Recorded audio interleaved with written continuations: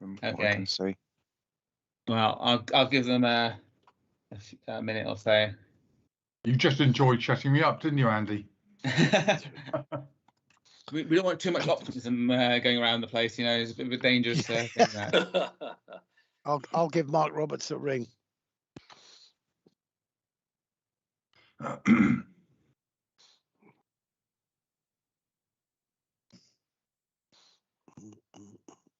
Well, I'm going to make a start anyway. So just going to start off with one of our usual statements. In the light of the increasing COVID-19 case rates and projected increases in consultation with group leaders.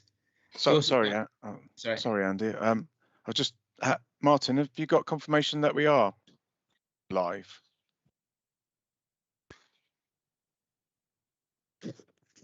Okay, so apologies, Chairman. All right, I'll start again.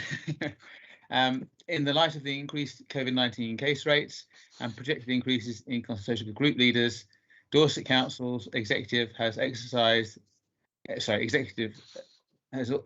emergency powers to revert to informal virtual meetings. This has since been compounded by the need to be able to webcast meetings that take place in person, which is not readily available at this time. So it has been decided for now to maintain virtual meetings. Where a decision is required, committee members will express a minded to decision in respect of recommendations set out in the officer's reports, with decisions being made under officer delegated authority in the light of minded to decisions expressed by members in the virtual meetings. Accordingly, this meeting has those arrangements in place. Okay. Thank you very much. I just want to start off by saying who's attending today. Obviously, I'm Councillor Andy Canning. I'm the chair of the Pensions Committee. Peter, do you want to introduce yourself? Good morning, Peter Wharf, Councillor Peter Wharf, Deputy Chair. Thank you. Councillor Beasley. Councillor John Beasley, representing Bournemouth, Christchurch and Poole Council. Councillor Brown. Yep, Councillor David Brown, representing BCP Council. I'm a ward member for Bearwood and Merley. Councillor Dove. No, okay. Not here, Chairman. Councillor Christopher. Good morning, everyone. Councillor Simon Christopher, Dorset Council, representing Marshwood Vale. Councillor Legg. Hello, Howard Legg, Councillor for Dorset and representing Upwey and Broadway. Councillor Roberts. Oh, good morning, Chairman. Councillor Mark Roberts, Dorset Council, representing Chesil Bank, probably the finest ward in Dorset. Adrian Felgate. Adrian Felgate, I'm the scheme member representative. I don't represent either council. Okay.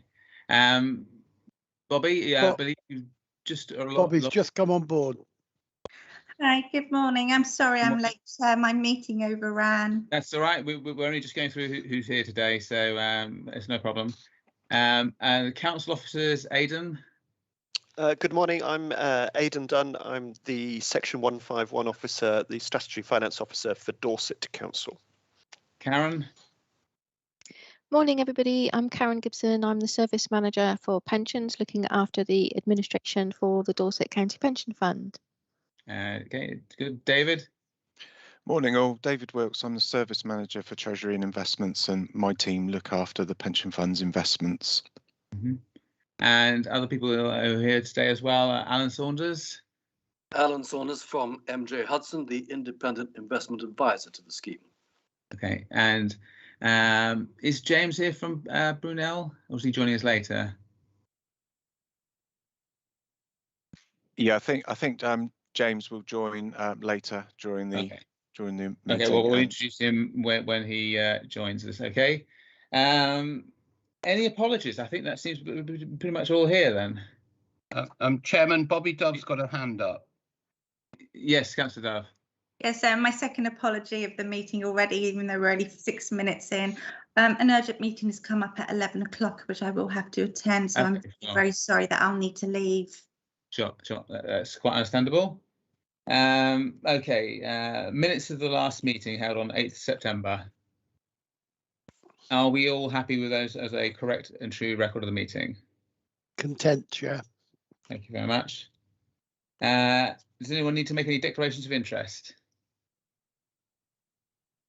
Any public participation? I believe we're relatively free of that this time. Yes, we've not received any questions or any statements ahead of the meeting, Chairman. Okay, thank you.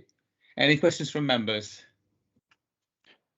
Similarly, we've not received any questions or statements from Dorset Council members who aren't members of this committee.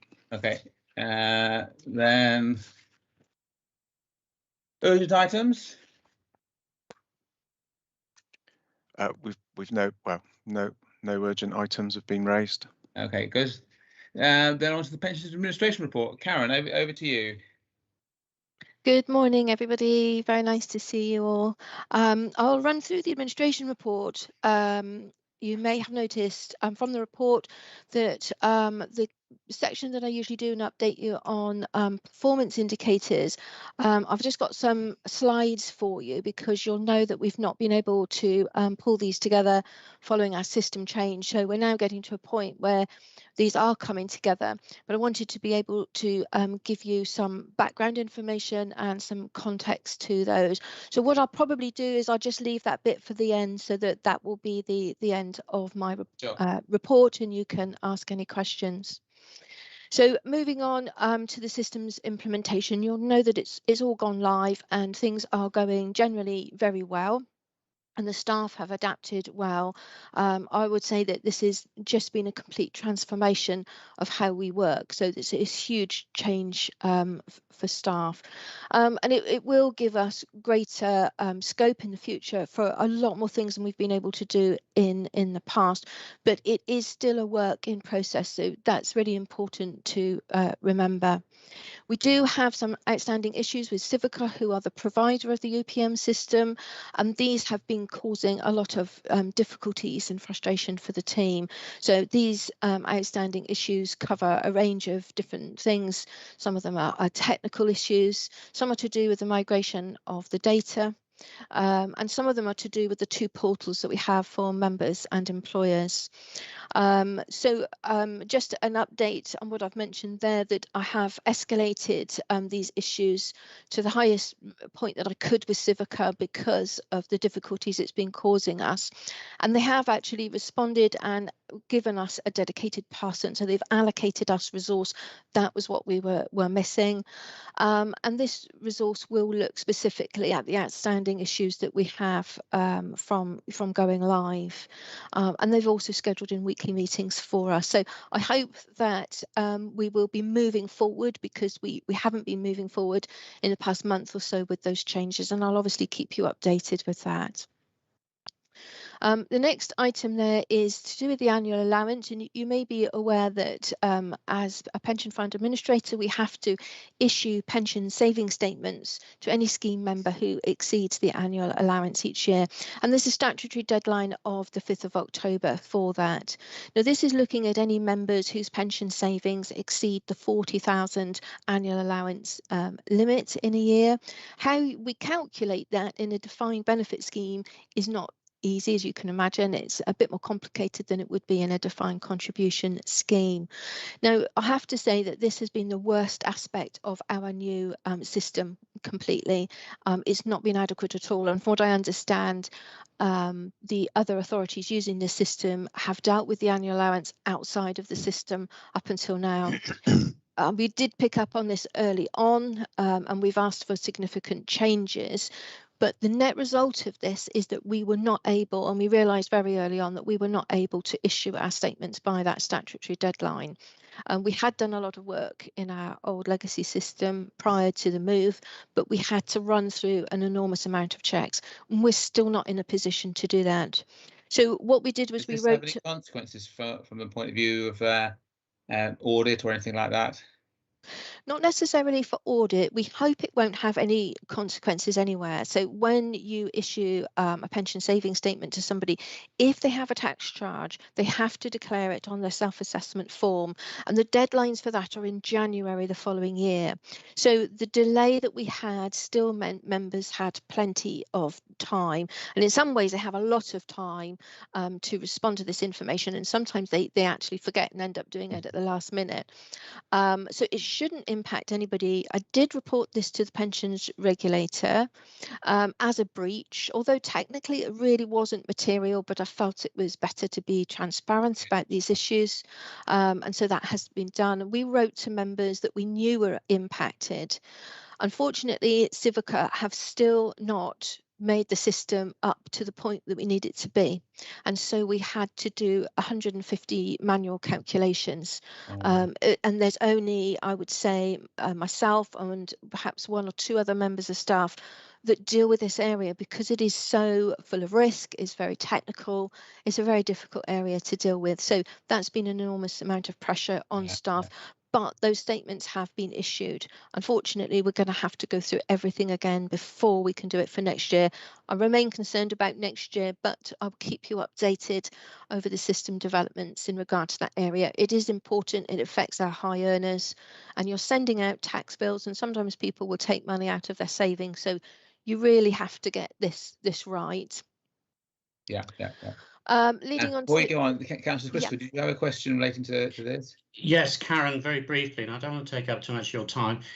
Can you come back to me separately about freestanding additional voluntary contributions, a discussion about freestanding additional voluntary contributions, which I won't want to take up too much time at the moment, but in our large organisation, it is just possible we could have people who do actually pay via freestanding AVCs.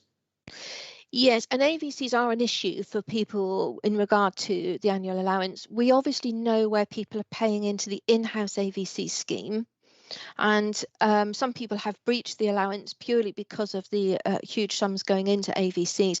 We don't have so many people with freestanding AVCs because they don't have the benefits that the in-house facility does. But where people do, they have to take responsibility of accounting for that in their tax charges if they're due. So we don't really get involved in the freestanding. Yes, I'm merely concerned about where people transfer in to Dorset Council, particularly from the private sector, and freestanding AVCs are in place and they can be lost, i.e. a recognition of them can be lost, and therefore there isn't consideration in respect of the annual allowance, and later problems can arise. It's a techie point, but we'll speak again. It is technical. How you deal with transfers and annual allowance is quite complicated. Okay, do give me a call if you want to discuss that further. Moving on to a staffing review. Unfortunately, the pensions team has always been really stable, and we've always had good experienced staff stay with us for a long time. But this year, unfortunately, we have lost quite a few members of staff, some of whom were very valuable to us. And this has had a large impact to us. What has become apparent is that Dorset appears to be probably the lowest paid pension fund in the country. And obviously, there's been a lot of financial pressures on people over the last year or two. So people, even if they've been happy, have moved, and we lost a couple of people as well to London boroughs. The introduction of home working means that people don't have to move in order to change jobs. So this has been an impact on us. It's a huge concern to me for a number of reasons. You know, we are struggling coming out of our system change. It's very hard to find skills and expertise in this area. We tend to home grow staff. So this is a huge impact to us. And obviously we've got things like McLeod coming up where we would need skilled and knowledgeable staff that are at a premium. I think there's a sort of a national knowledge grab at the moment where people are trying desperately to get as much of the essential knowledge as they can coming up to McLeod. So I will keep you updated on that. The next two items both concern the cost management process, which you know covers all public sector schemes, not just the LGPS. The LGPS is the only one that has two cost management processes, one with the Scheme Advisory Board and one with HM Treasury. So HM Treasury is the body that does the cost control mechanisms for all the other public sector schemes. We are of course different because we are the only funded public public sector scheme. And you'll know that there was essentially a cost envelope for public sector schemes, and that early indications of the first review following the introduction of the new schemes in 2014 and 2015, immediately the cost envelope was breached, which should have resulted in improved benefits to members. At a very similar time, we had the McLeod and Sargent cases, and so these cost management processes were stalled.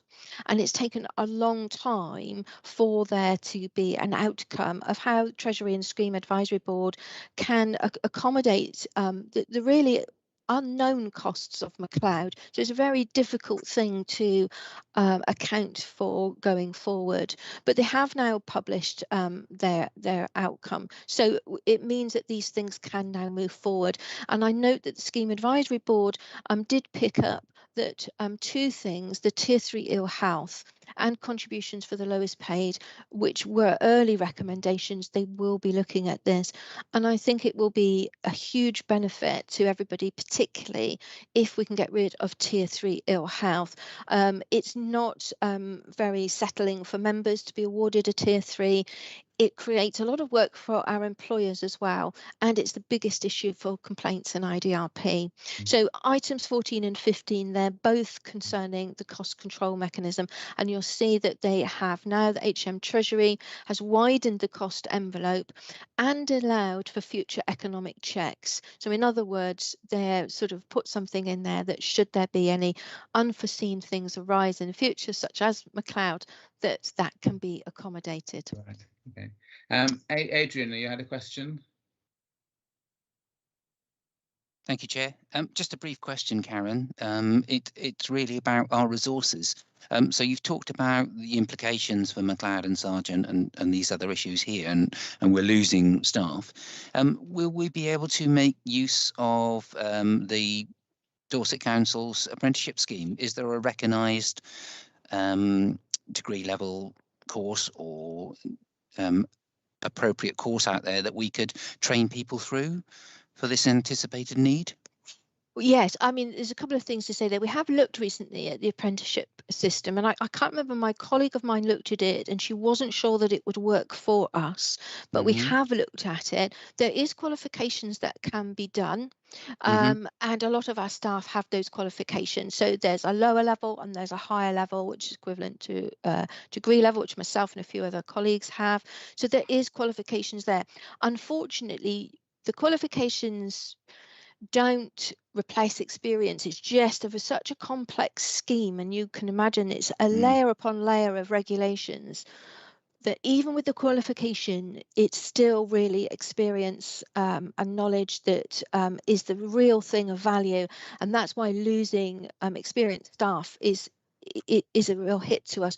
We will be doing our best to get new staff in and ensure that we are paying the right pay level, and we will be, we need to get really good candidates in. I think this is the problem, so that they have the ability to learn what is a very complex area over a short period of time. The McLeod will go on for years, so we will have some time to bring in new staff, but realistically you're looking at a couple of years of experience minimum before people can do this.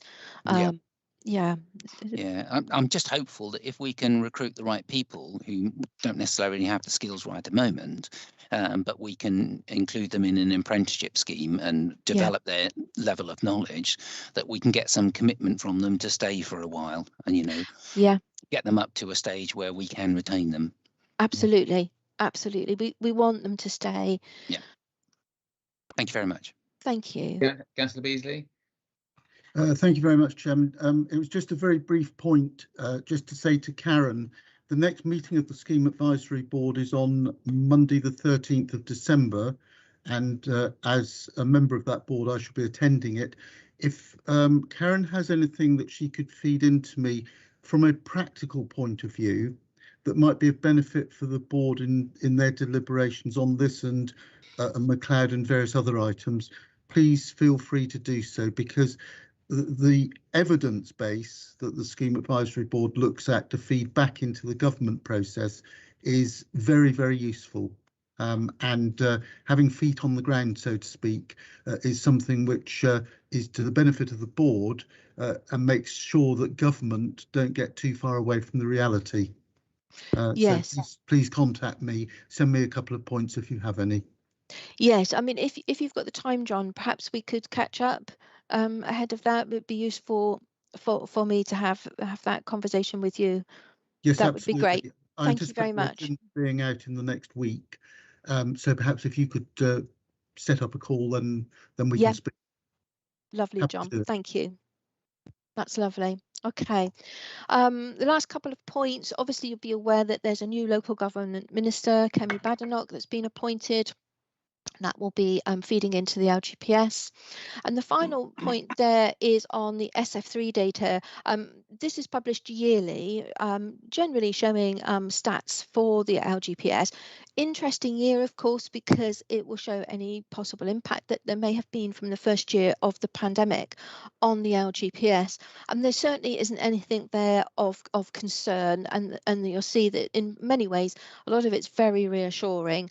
So it covers things like the total expenditure and income, or key points, and employer and employee contributions. There was quite an increase in the market value of the LGPS on last year. Scheme membership seems to have remained the same, with slightly less retirements, but I do like to have a look at that. It's very reassuring, certainly in balancing the books for the LGPS. Does anybody have any questions before I just move on to these slides that I have? Councillor Beasley, you've got your hand up still, but I presume it's from last time. If you want to put your hand down. John? Does anybody else want to say anything? No. Okay, I'm just going to share my screen and just go through some slides with you. Yeah. Can anybody see my screen now? Am I able to share in this format? I can't see it yet. You should be able to share though. So yeah. How about now? It's coming. Yep. Nearly there. Yeah, that's it. Can everybody see that okay? Yeah, is that okay? Yes. Can you see the slides? Smashing. So I'm just going to have run through with you the latest position that we have on our key performance indicators, and give you some background information and context on those, and just look at the future as well. Now, we're trying to keep the KPIs in the same format that you're used to, and that you'll see here. This is a 5-month period from May to September, and you'll have you can see there that there is a drop. Possibly that's going to go even further next time round, because you've still got a lot of the workload pre the system change here. So there's a couple of things to see. That you'll notice that we've got the green, amber and red, and the margins that we have there. This does show completed work, and it only shows the top 10 areas. So you'll see that the total completed cases in the same period was over 11,000. So what you see in the normal KPIs is a portion of what we normally do, and it's sort of trying to focus really on those sort of main areas that are critical to our members. So you'll see a few things there. The KPI dates are lower than the disclosure regulations state as the sort of legal limits. So we may review some of those, but this is what we try to stick to. You'll also notice that there's an additional column in there for aborted cases. Now, when we moved over from our old system to our new, we did a lot of work in the old system, and we had to abort a large number of cases that weren't needed. It's just how technically we had to manage the transition. So an awful lot of cases, so that's why I've put those figures in there, are not included in these figures that you see. What is also not included in here is this is purely completed work. So it doesn't include all of our work because this is looking at a case that has reached the end. So if you think of a transfer, for example, somebody requests a transfer, we get the information, we write to the member, they return forms, they may go back again, we may have to send forms back. So there's a lot of work that's done before that process is completed. So there's a lot more work going on than you will see here on these KPIs. So just to summarise, these KPIs, they show the top 10 areas and they only show completed work. It won't show other work that we've done that's, you know, part of a process. The aborted cases that I have mentioned and that they've not been included. Now, how we measure these KPIs is extremely complicated, and I think it's worth understanding that that is still not perfect, and there's going to be a lot of development and fine-tuning. Some of the processes that we've had for our new system have only actually been delivered in the past couple of weeks, so we've not been able to look at those and we've only looking at them in terms of our work. Do they work for us? Are they right? Are the calculations right? And then we tend to have a look at the KPIs once the actual job is working, how we want it to be. Mm-hmm. I think Councillor Legg's hand up. You got a question on this? Yes, thank you very much, Chair. Just looking at that table, excuse me, one area of particular concern to me is the retirement quotes. You've got more aborted than you have completed, is one concern there. And the other one, of course, is that the performance is below 60%. What effect is this having on the scheme members that are seeking to retire and wanting information from you? It is having an impact. It has had an impact. So the retirement quote is the pre-retirement information that we're getting out, and you'll see in a moment the impact that that has had on members, and it has had a significant impact on the teams and on members. Unfortunately, the new system is a completely different system to we used before, so it's taken our staff a long time to get used to it. Some of these KPIs have not been reporting correctly, and the total aborted cases are duplicates, effectively duplicates that we already did the work in our old system, and then we deleted the aborted case.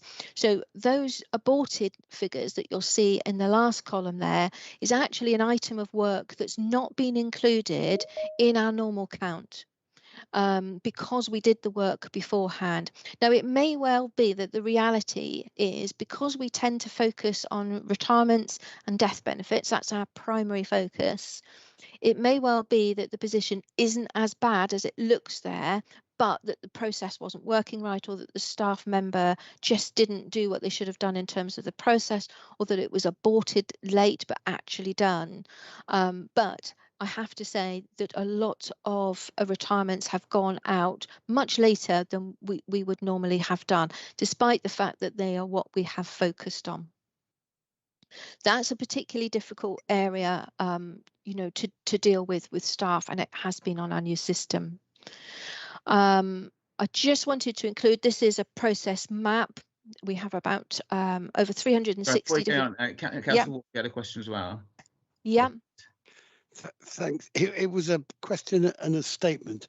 I think the KPIs will prove to be really useful, and I think it's important that we get the process to produce them correct before we review whether we need to change any of them or get some new ones.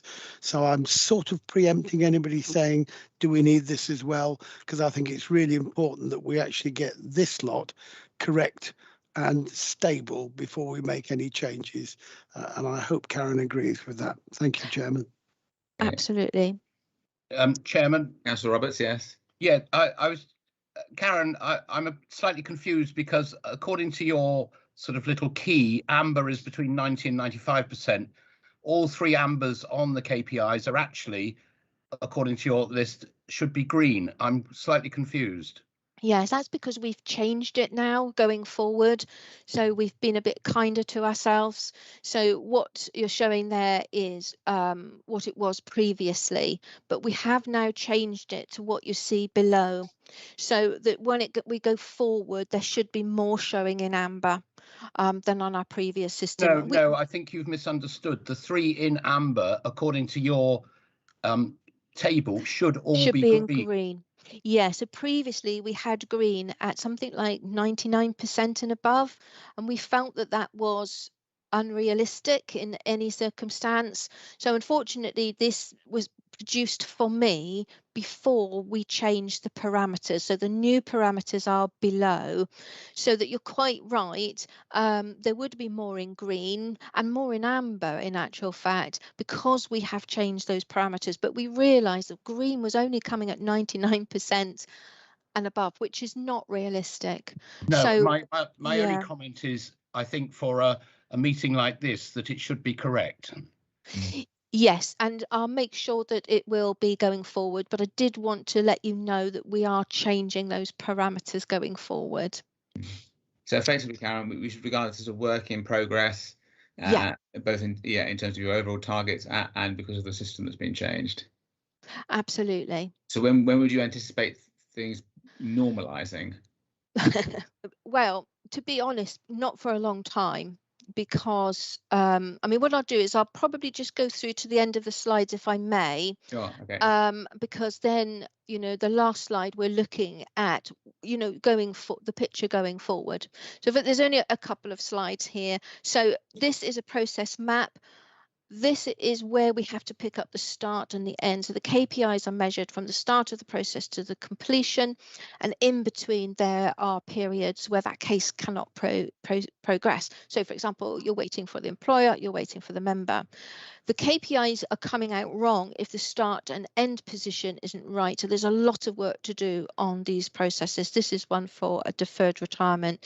And so, for example, on the refund KPIs, they were starting at the start of the process and going to the end, but in actual fact, a member can't elect for a refund until they've left the scheme for a month and 1 day. So all of those KPIs failed until we realised that issue and put it right. So it's very much a work in process. Right. In progress. So I just want to remind you of the year that we've had. There's been, you know, a huge amount of work leading up to the introduction of the new system. We had to do that with the existing resource that we had and with overtime. And obviously those 3 new systems, the 2 portals and the main admin system, delivered within 5 working days. This is a huge change and a huge workload. Civica have never done those 3 things in such a short time scale before. So a significant additional work. We also had the 10 days of a blackout where we didn't have either system and everything had to be done on our old system and then replicated. That caused a huge amount of work. And that blackout work had to be redone in the new system. We also had to manually change over 4,000 newly created processes, which had to be manually reviewed and changed. So this is going to continue in terms of development, and staff have adapted well, but they are continuing to learn. On top of this, you will appreciate that we have the normal things such as staff taking leave, the need for training and other absence, and home working as well, which, although in some ways it's been help, in some ways it's made things a bit more difficult for us. So this is, I just wanted to give you a flavour of some of the other things we do. This is our telephone helpline. Now we have a helpline where members can ring us and speak to a member of the team. And you'll know that, you know, that isn't always possible when you want to speak to someone about your gas bill or whatever it might be. But we do have that. We feel it's really important that members are able to speak to a member of staff so that they understand their transfer or their retirement, whatever it might be. What you'll see here is that we had 3 times the amount of calls in September than we did in July. Now, this was because of the slowdown of work in August, when staff weren't able to complete a lot. We also made sure that staff took leave in August as well, because staff had not taken their leave. We wanted them to have some time, particularly if they had families. This resulted in a huge number of calls in September. Now, in part, that was because of the launch of the new member portal. Members struggle with the technology of signing up to the member portal, and a huge majority of them called in.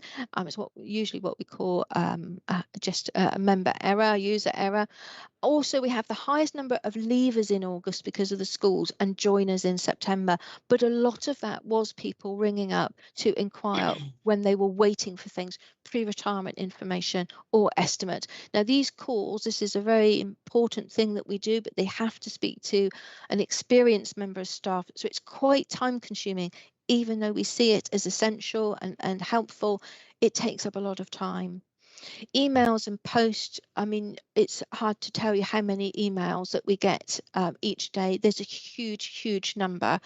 We have generic email inboxes to help manage that. So, for example, we've got a general one. We've got one that will go through to our systems team. The employers have one so that they can speak directly to our employer support team. The most busy one is the pensions technical.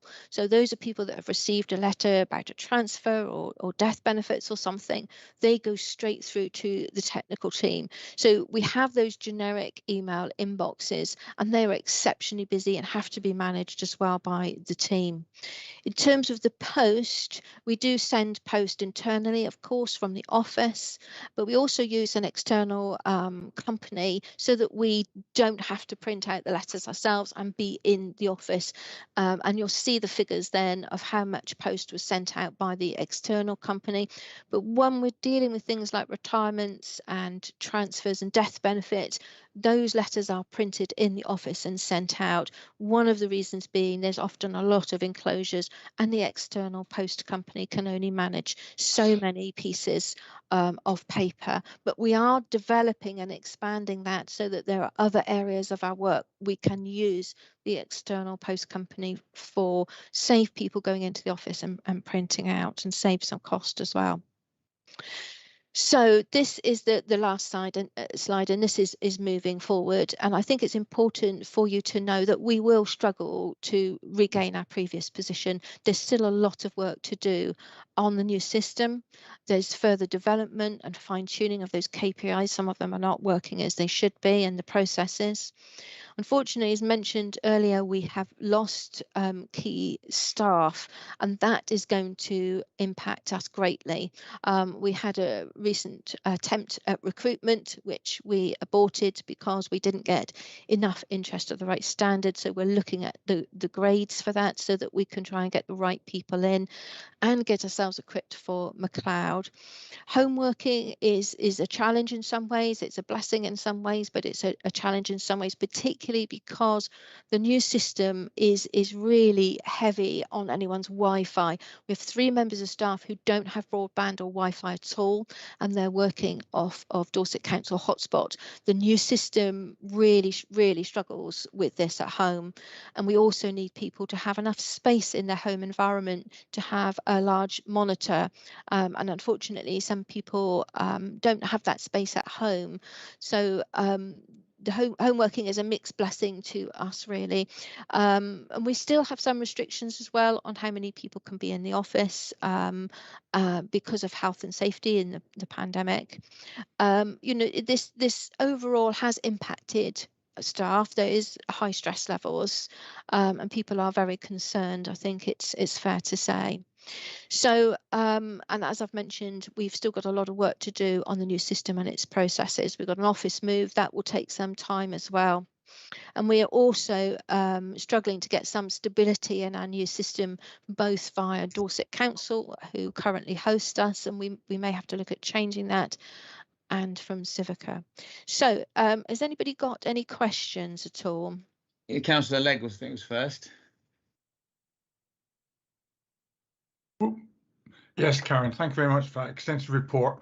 Overall, throughout the whole report, the word struggle came up time and time again in all different areas, partly because of legislation changes, partly because of standards and requirements that you have to achieve, partly because you've been changing systems, excuse me, and partly because you've lost staff.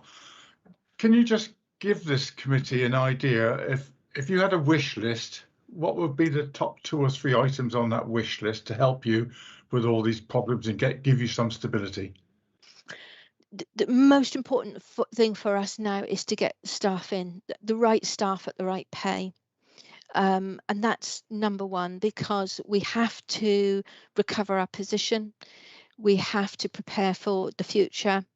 The staff have done literally an amazing job, but it hasn't been easy, and it's not an easy time, and the loss of colleagues is very difficult. So that is our number one priority, getting our grading structure right and getting the right people in, and I will do everything that I can to ensure that that is done. Okay, I mean, I want to bring in Aidan at this point. Sorry, I did ask for more than one, maybe, and she's only given one. Karen, is there a second and third? A second and third, well, really, we want to get the system right. So this is why I've had to put a lot of pressure on Civica. I've had to escalate my complaints. It's been a real struggle with Civica because they have not had the resource to sort out a lot of the issues that we have. I'm hoping that I'm getting there with that, but that is really, really important, that our new system does what it needs to do and that we can report, you know, adequately on it and correctly on it, and in a way that's fair to the team, you know, to reflect what they are doing. Thank you, Karen. Aidan, yes, I mean, I wanted you to comment on this because this is not the only area of council which is struggling with recruitment issues and whether we're at the right pay grades and things like that to compete nationally. I mean, what's your feeling about this?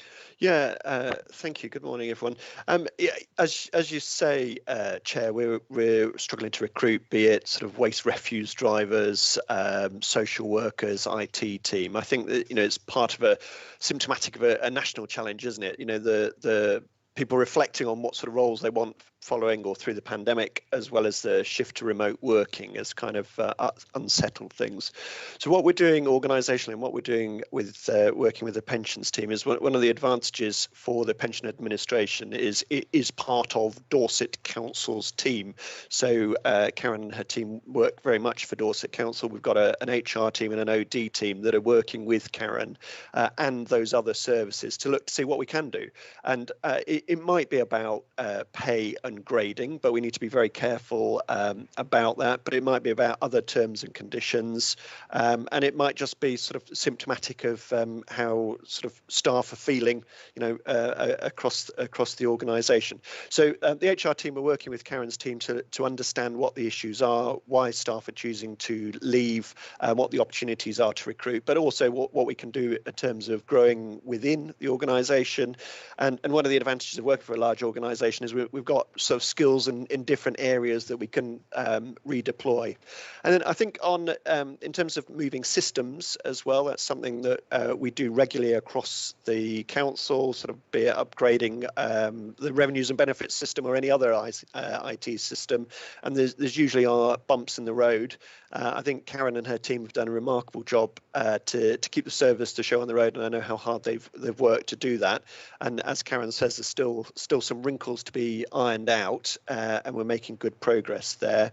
I think one of the things as a public organisation, we need to make sure that we get value for money as well. So it's not as simple as just paying staff more. I don't think that would be the right thing to do. So we're going into detail, doing a deep dive to understand what the issues are and what we can do about it. I think that's a fair point, but I think what concerns me is that by the nature of this work, you can be employed to work for a London council, maybe get a higher rate of pay, maybe a considerably higher rate of pay, but still live down here and do everything online. And that's a new challenge that didn't really exist, or if it existed, people weren't aware of it prior to COVID coming along.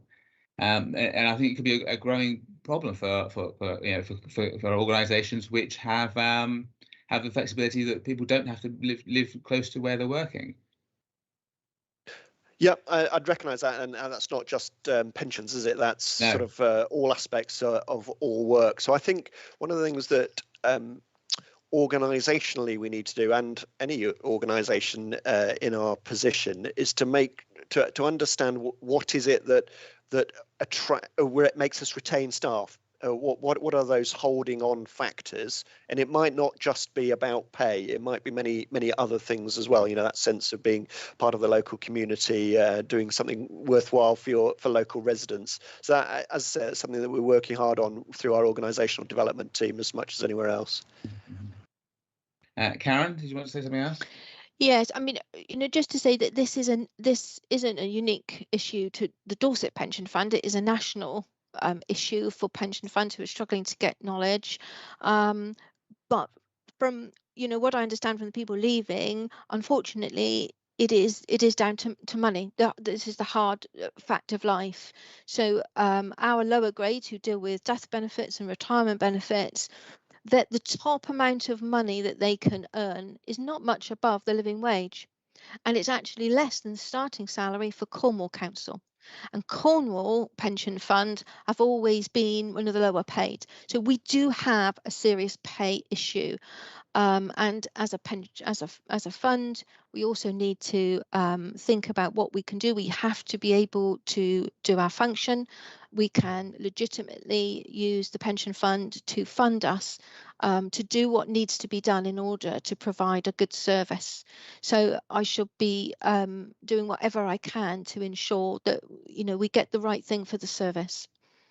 Yeah, because Aidan, I just want to ask you. I mean, you're right. Obviously, the staff are part of the wider Dorset team, but because they're potentially paid for by the pensioners and the members of the scheme rather than the council tax pot, is there more flexibility there on the staffing would be for other more mainstream parts of the council?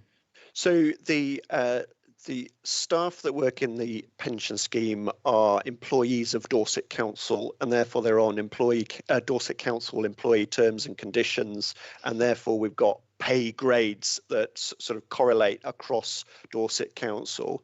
So the source of funding isn't a factor into how we pay or how much we pay, because there's an important degree of that consistency. So as I go back to that point, that this is something we're looking at is in all sorts of departments across the council, and we need we need to make sure we get it right. But also I'm not sure if I'm not that comfortable on sort of negotiating pay grades in a public committee like this. So I certainly think it's something that we can, Karen and I can continue our conversation about, but I hold on to the fact that it's not just about pay. Yeah, okay. Councillor Christopher.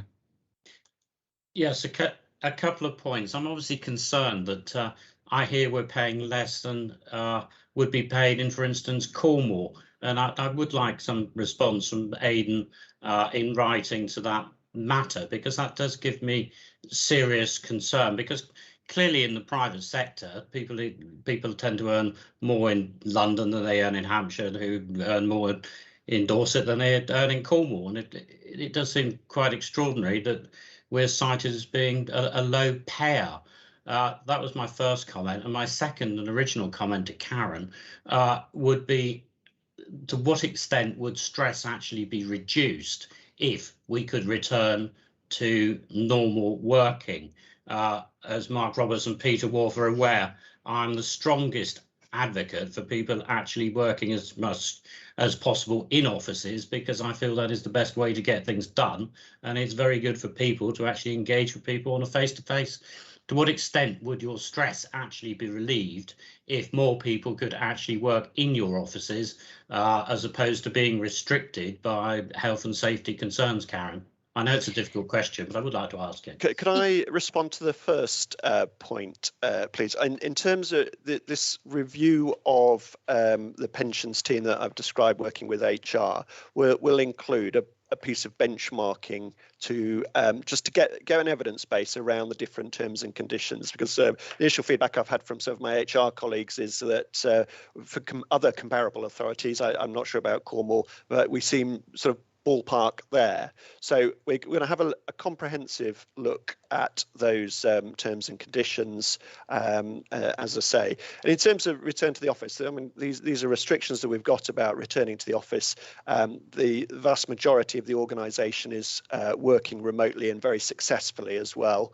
And I think as an organisation, we're working really, really hard to make sure that colleagues feel included. Lots of online remote management, and I appreciate from some elements of work do require close side-by-side supervision, but we've all had to make compromises as we work through this pandemic. And as I say, I think Karen and her team have done remarkably well to keep the show on the road through a difficult time as they transition on the new system as well. Mm-hmm. Karen, did you want to add anything? Yeah, in terms of, the comments and the homeworking, it is a mixed picture for us because we have parts of the team that work very well at home and it doesn't cause a problem. And we have some members of staff that work at home, doesn't cause a problem. But we do have some staff coming into the office because they don't have adequate Wi-Fi and broadband, and some for well-being and health reasons coming in. The difficulty that we have is the complexity of the scheme in some parts of what we do, not all parts of what we do, but the sort of main area is very technical, and it will mean that we will need new people that are new to the business completely, probably coming in a little bit more. So I would say that it's not necessarily a case that if we could have more people in the office that would reduce stress, but it might for some people. And I think we just need to be aware that home working, for example, suits me fine. I have excellent setup, I have good broadband, but actually not everybody is the same. So we just need to make sure that we look at individuals and support individuals and recognise the complexity of what we do in some areas of the service. Thank you. I think all members do need to recognise that we obviously can't talk about detailed HR policy in a committee and do that like we have to trust that Aidan and Karen will go away and work on this, and hopefully we will see the results of it down the line. I think the important thing to point out that both of you, particularly if you, Aidan, when you're a more senior role on, is just to reflect how concerned members are about this, and I'm sure you're aware of the pressures in other council departments as well. But from our point of view as the Pensions Committee, we're obviously concerned about our particular staff and who work on this area, and it's deeply concerning to see a relatively large number of vacancies. Councillor Beasley next, then Councillor Brown. Yes, thank you, Chairman. Well, Karen has actually exposed again some of the issues that I just wanted to talk about. And I think I'm very nervous about talking too much about pay in a public meeting, but I do believe that some of the issues around remote working and the management of it are obviously a distraction for those who are already under quite a lot of pressure, no doubt Karen particularly, to deliver the service. And I've heard several times this issue of Wi-Fi and broadband, just as one example. Wondered how much could be done to help relieve that, because Karen is absolutely right. A lot of the work that is done is highly technical. It is very detailed. It does require a different mode of working other than just remote working with perhaps inadequate broadband or Wi-Fi. And I believe that it would certainly increase morale if it was possible to be doing more in that. And if there were perhaps a more discursive attitude towards it all, because I think that if that were to come about, some of the points that perhaps are undermining morale might be relieved, and it would also then lead to the work being effected more in a more productive way, and that in turn, of course, will reflect in the performance indicators and all the rest. So I think efficiency is part of this issue, and if we can find ways of relieving some of those issues, I'm sure that will be to the benefit of the service. We shouldn't underestimate, Chairman, how complex some of these pieces of work actually are. Absolutely. That was what worried me about when we have staff shortages in an area like this, is you can't just click a finger and suddenly get extra people in, because they don't have the experience and knowledge to do that. So we do have to take a longer term approach, but that takes a little while to affect the KPIs. Councillor Brown. Yes, thank you, Chair. Yeah, a really interesting discussion actually, and particularly I think the bit about the fact that the staff working in our pensions administration area can actually now go and work for London authorities, etc., still be based at home, because not so much for us, but nationally that creates a big question, doesn't it, about things like London weighting and regional weighting of pay to reflect property prices and commuting costs and that sort of thing. Well, you don't have to buy a property or commute to that area, then you're getting London weighted pay without the cost. So that's an interesting discussion. But just on this whole bit about the pay, and Aidan mentioned about pay benchmarking against other authorities and stuff. The question about whether our committee will be able to see any of that pay benchmarking in future to be more informed about actually where do we sit, in relation to Cornwall or London or other authorities, and just around the actual decision making around this, that in terms of pay, HR policy, that sort of thing, and whether market supplements are appropriate, because I know in certain sort of job roles that market supplements are paid to reflect shortages and demand and that sort of thing. Where the decision making in terms of that sits, is that within Dorset Council's HR department, or does this committee have any role to play or any decision making authority around decisions about market supplements or pay and conditions for the staff in pensions administration? I think, I mean, Aidan might add to this, but I think there's a process within Dorset Council. That is one thing. But there is a perspective as well in terms of the governance and making sure that, and the board and pension fund committee will be interested in, of course, in making sure that the budget is adequate for doing the service. So there probably is some overlap. I think it would primarily sit with Dorset, but the board and pension fund committee will have a huge vested interest in making sure that the service is adequately provided for. And if I could follow on with that, I'd endorse that. It is ultimately Dorset Council's decision. It's about pay. It's about having the same for our employees. But clearly, we'd listen to the views of the pension fund committee. If I could just go back to the point about remote working as well. So the Dorset Council's approach since the 11th of October the offices have been reopened, and in line with government restrictions, we've sort of eased the restrictions on the use of offices. So there's a very clear message that work at home if you can, but if you can't, for example, if your Wi-Fi isn't available, then there is space available in the offices. You can see that I'm here today. And then also there's we sort of follow that with there's a managerial element about inviting and encouraging staff in order to do the job effectively. So we've got to strike that balance between sort of the Health and Safety at Work Act and having a safe place to work. But if staff can't work at home, they can work at the office. We've got spaces available. Okay. Councillor Wharf. Thank you, Chair. 2 or 3 points. One is, this is completely inappropriate for this committee to discuss wages, etc., in detail. That's not the job of this committee in public. It may be in private session. We are dealing with a national negotiating situation, and therefore to talk about local situations is inappropriate in public. The second thing is, we are talking about a countrywide situation. It's not a situation just related to Karen Gibson's department. It's not a situation related to Dorset Council. It's not a situation related to Dorset. It's a UK situation, so we must be very careful not to transliterate individual departmental situations with what happens in the UK as a whole. As the previous cabinet member for HR, we conducted an extremely extensive series of research questions with all of the staff to find out their preferences for working from home. I was in our offices yesterday, and I was in it most days last week. There is sufficient space for people who wish to work in offices.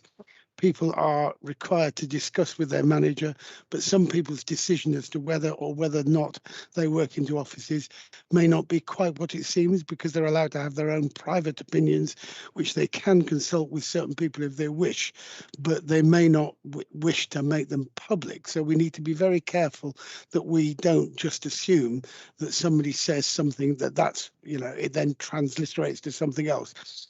As far as I'm aware, all people who have poor broadband are capable of coming into the office, and there was a lot of space in the office yesterday particularly. So, and there are opportunities for people to work in various places using COVID-related situations in order to make sure that we look after them.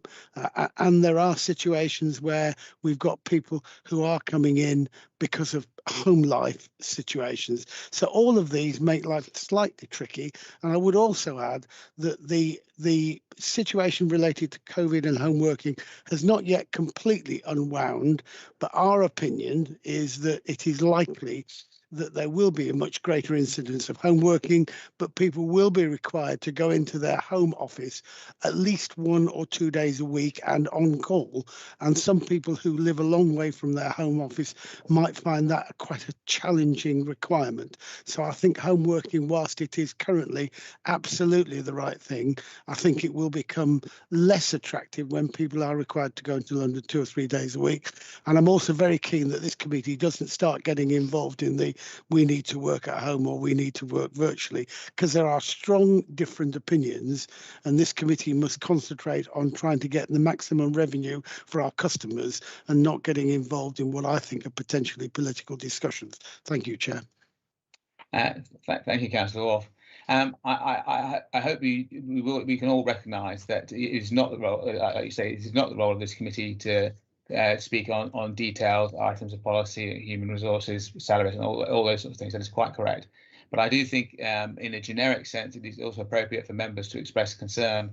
And when we see figures like we've been presented with in this report, I think it's quite reasonable for members to ask, in principle, about how that operates and stuff.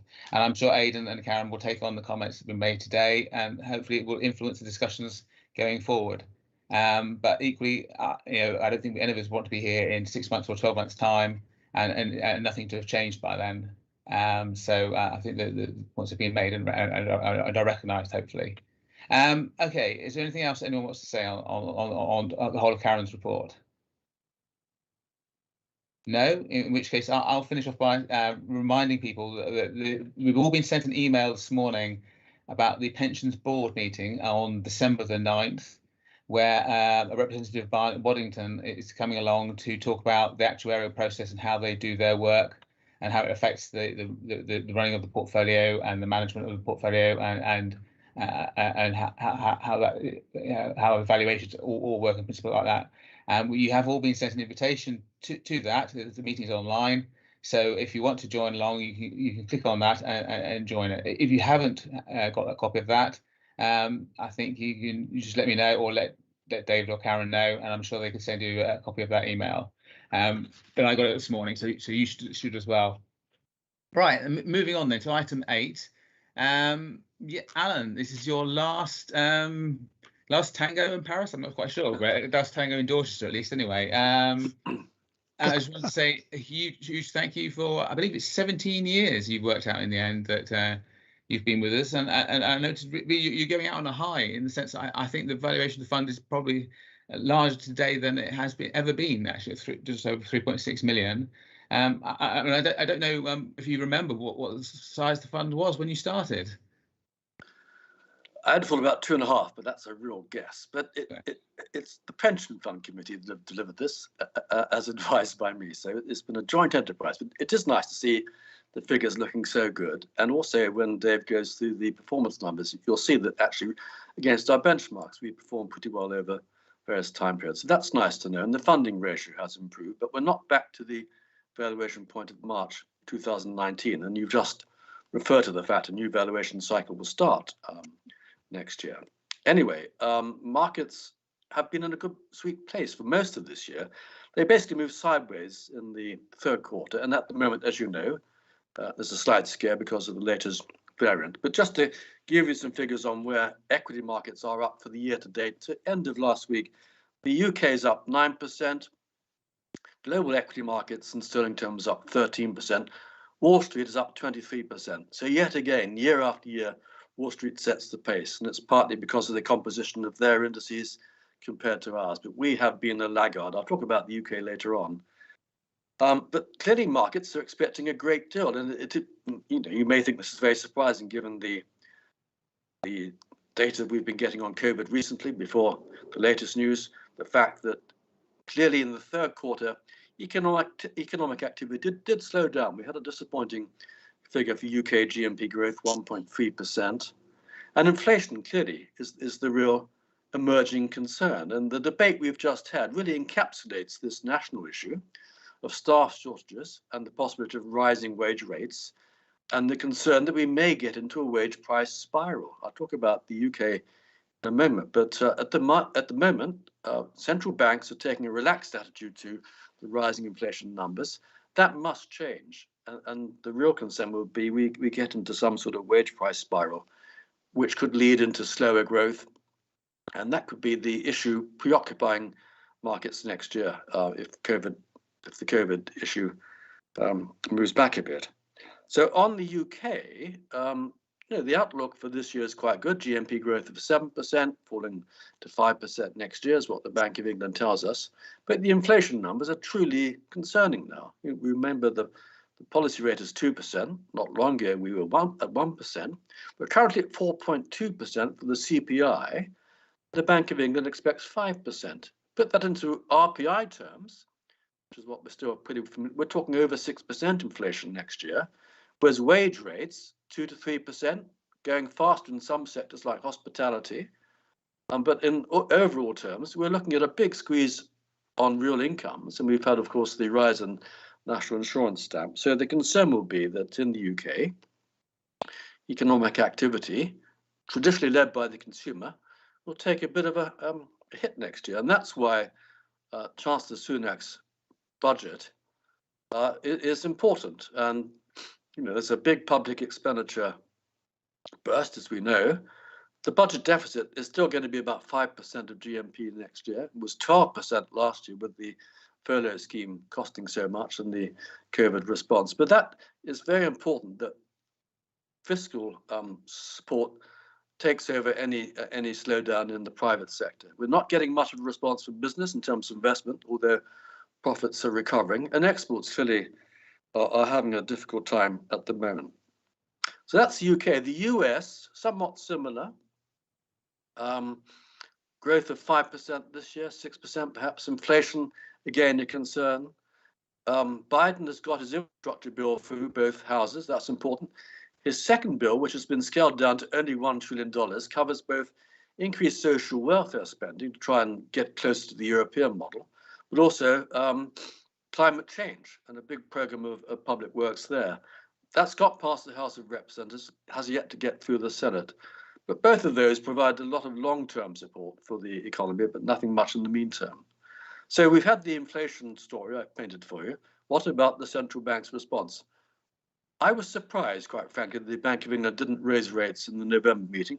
I think they probably will in this December meeting, from 0.1% base rates to probably a quarter. If we look at the forward curve, what the markets are predicting, they're saying base rates will go up by 1% over the next 12 months. So this time next year, we could be facing base rates of 1.25%. I think that's necessary, quite frankly. We need to be able to restore the firepower to our central banks so that, if necessary, they can cut rates when we start facing the next recession. They don't have that means at the moment. All they can do is quantitative easing, which is pretty well played out. Now, the Bank of England hasn't yet started to rein that in, but in the States, the Federal Reserve has started to taper its support. So it's buying fewer bonds than it was doing so. So that's maybe the turning of the tide there. Just to wrap up on the global economy, the rebound from last year is still in place. It's slowing. Europe is doing quite well. China's going great guns. The stock market's telling a different story there. But on the whole, I think we're intact. But the real concern facing markets into next year is what is going to happen to inflation and what will be the central bank policy response. How far will they tighten? When I looked at the markets generally, I thought I should spend a bit of time talking about the UK market, which I didn't do in my report to you, but we have cut back considerably our exposure to the UK market. It's now 10% versus 40% in global equities, and I think that's appropriate. Maybe we should have done that earlier, but it's helped us in the last 2 years during this turbulence. The UK market has underperformed the US by about 50% over the last few years. That's a significant degree of underperformance. It now stands at a big discount to global markets, something like 40% if you look at price earnings or price to book, the usual valuation measures. And so therefore, I don't think we should sell down anymore. And you've observed from the financial press, it's becoming quite attractive to foreign companies. So we're getting quite a lot of takeover activities. We're seeing that in supermarkets. We're seeing that in the defense sector. Even today, I read that BT is now being looked at with the possibility of the Reliance Group in India casting their eyes over it. So that is certainly a reason for staying put with the UK. We've had a lot of discussion in the last few meetings about our exposure to carbon, decarbonisation, and Dave in his notes indicates how our carbon footprint has reduced significantly already in the last 2 years. And that's partly due to the switch from UK to overseas equities, because the UK is very much an old industrial look to it in terms of energy, banking, resource stocks compared to, let's say, the US or other markets. So that has helped our move to decarbonize the portfolio. I talk a bit about gilts and the bond markets in my report. They've been all over the place. 10-year gilts, which is the benchmark, probably. 20-year gilts started the year with yields of about 1.4%. They fell to 0.7% as they were less concerned about inflation. Now they're back at 1.1. So we've had negative returns from gilts from the year, and that doesn't really affect us. We don't have any exposure to them, but we do have exposure to corporate bonds. So we've had a poor return from our corporate bond exposure, modest though that is. Where we have really had a huge gain this year is our LDI portfolio, which is really a hedge, not there to generate returns, but the third quarter, which we're just reporting on, produced a cash return of plus 30 to 40 million pounds because of the rising price of inflation. So we look at 20-year pricing of inflation. It's now gone from 3.2, 3.3 to 3.9%. So markets are really trembling at the prospect of these high inflation numbers being locked into the long term. And that's why our inflation hedge has been so fruitful in the last year. We certainly more than regained the losses we took when we had that debate about the RPI-CPI wedge. So in summary, and looking ahead, if you like, at the investment strategy debate, which we'll have in a moment, I would urge a word of caution now on equities. We're slightly overweight. We could trim back a bit, but it's nothing of concern. We're well within our ranges. But markets are expecting an awful lot. We have yet another COVID concern to think about. We've got this inflation prospect I've talked about, which worries me. Certainly, it should be worrying the central banks, I think, a bit more than they have shown so far. So I do expect them to tighten policy, which will be a challenge to equities. But broadly speaking, where we want to be in terms of the investment strategy reflecting the last valuation before you move into the next valuation cycle. There are going to be two issues for discussion today, one of which whether we move into private debt. And I just make the point that private debt should require a return much greater than all normal bond investments, what we call the illiquidity premium, because you're locking your money away for 7 to 8 years. So you need to make sure you're rewarded properly for that. And the second is whether we switch some of our global passive equity investments into the new Paris-aligned sustainable indices that Brunel have developed. And that's a decision for you to make. That's not a strong investment case either way. It does mean that there's less reliance upon engagement, obviously, with energy companies than you have with the current policy of decarbonisation, but it's a marginal decision for you to make. So I don't think that's a strong concern of mine. All I would ask is you would benchmark that against conventional indices so you can assess over time whether that's been to the benefit or the detriment of the scheme as a whole. But I think, dare I say, you're in pretty good shape, and I hope that remains next year. But you'll have a valuation to face up to and all sorts of challenges over how central banks resolve this current dilemma of rising inflation. Thank you, Chairman. Well, thank you very much, Alan. I'd say all your work over the years is very, very much appreciated by the members of the committee today, and I'm sure by the people who you've worked with in the past as well. So thank you very much. Any questions? I think Councillor Christopher's got his hand up. You first. Yes, Alan, good morning. You did mention fairly early on in your talk there that you were surprised that earlier this month the Bank of England didn't increase interest rates. Is that naturally a surprise? Because if you read Roger Bootle, as many of us probably have since we were studying A-level economics, Roger Bootle seems to have been around forever.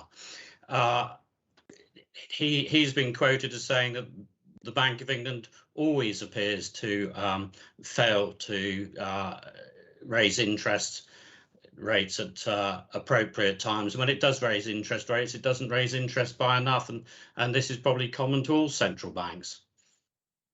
Yes. Well, you will also recall, of course, the famous remark of the Federal Reserve governor back in the 50s that the job of the central bank is to take away the punch bowl when the party is in full swing. And that's right. I would be precautionary, and so I would urge the central bank to start moving now. And my second comment would be, do you have any comments on about the recent comments from Andrew Bailey in relation to the Bank of England's future consideration of environmental matters and investment strategies?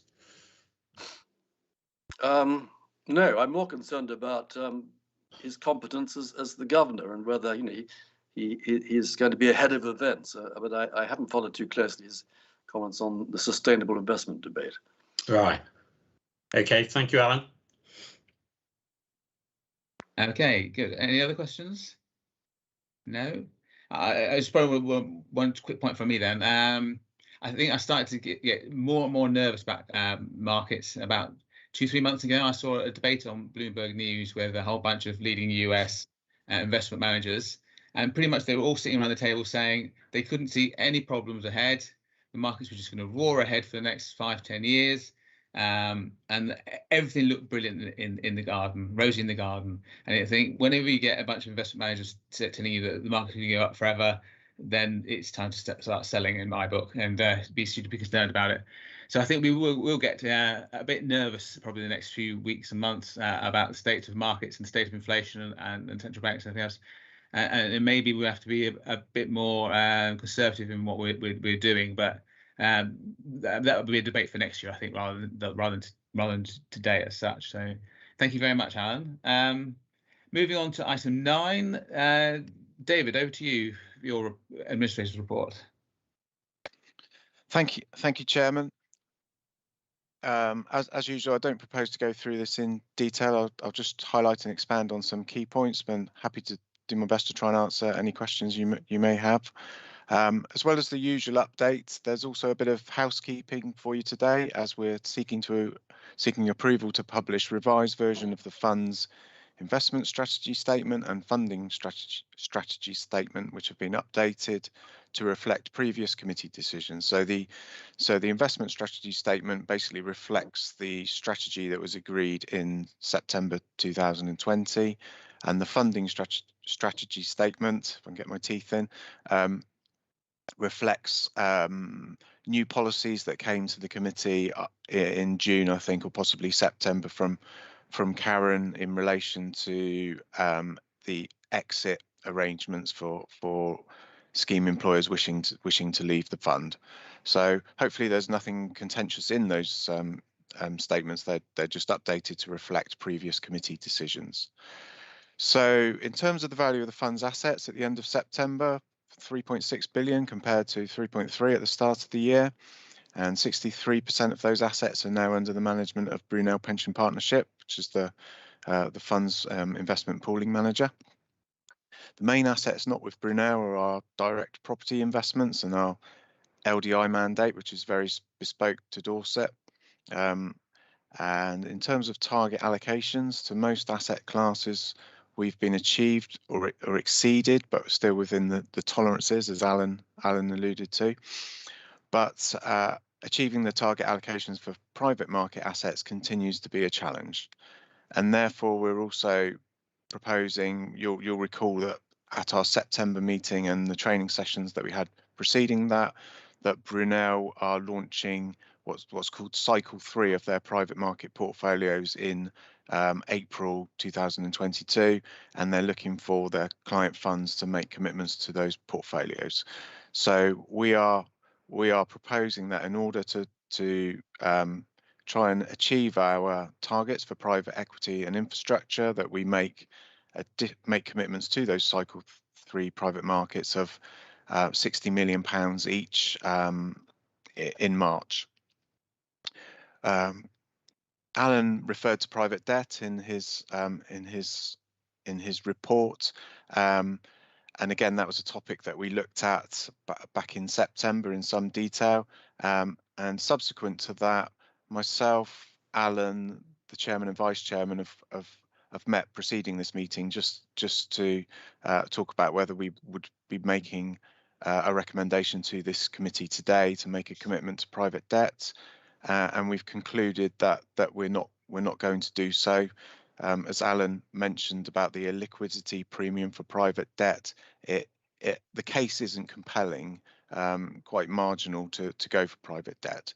So we're not today coming forward with any proposals to make commitments to private debt. Alan also mentioned about the triennial valuation that's coming up, and then through the normal course of events, once that's concluded, we would do a full review of the strategy, and at that point I'm sure private debt will be something that we will wish to revisit. Alan also mentioned, referred to Brunel's newly launched Paris-aligned passive equity funds, and within the report there's a couple of paragraphs on that. What we won't be making any decisions on that today.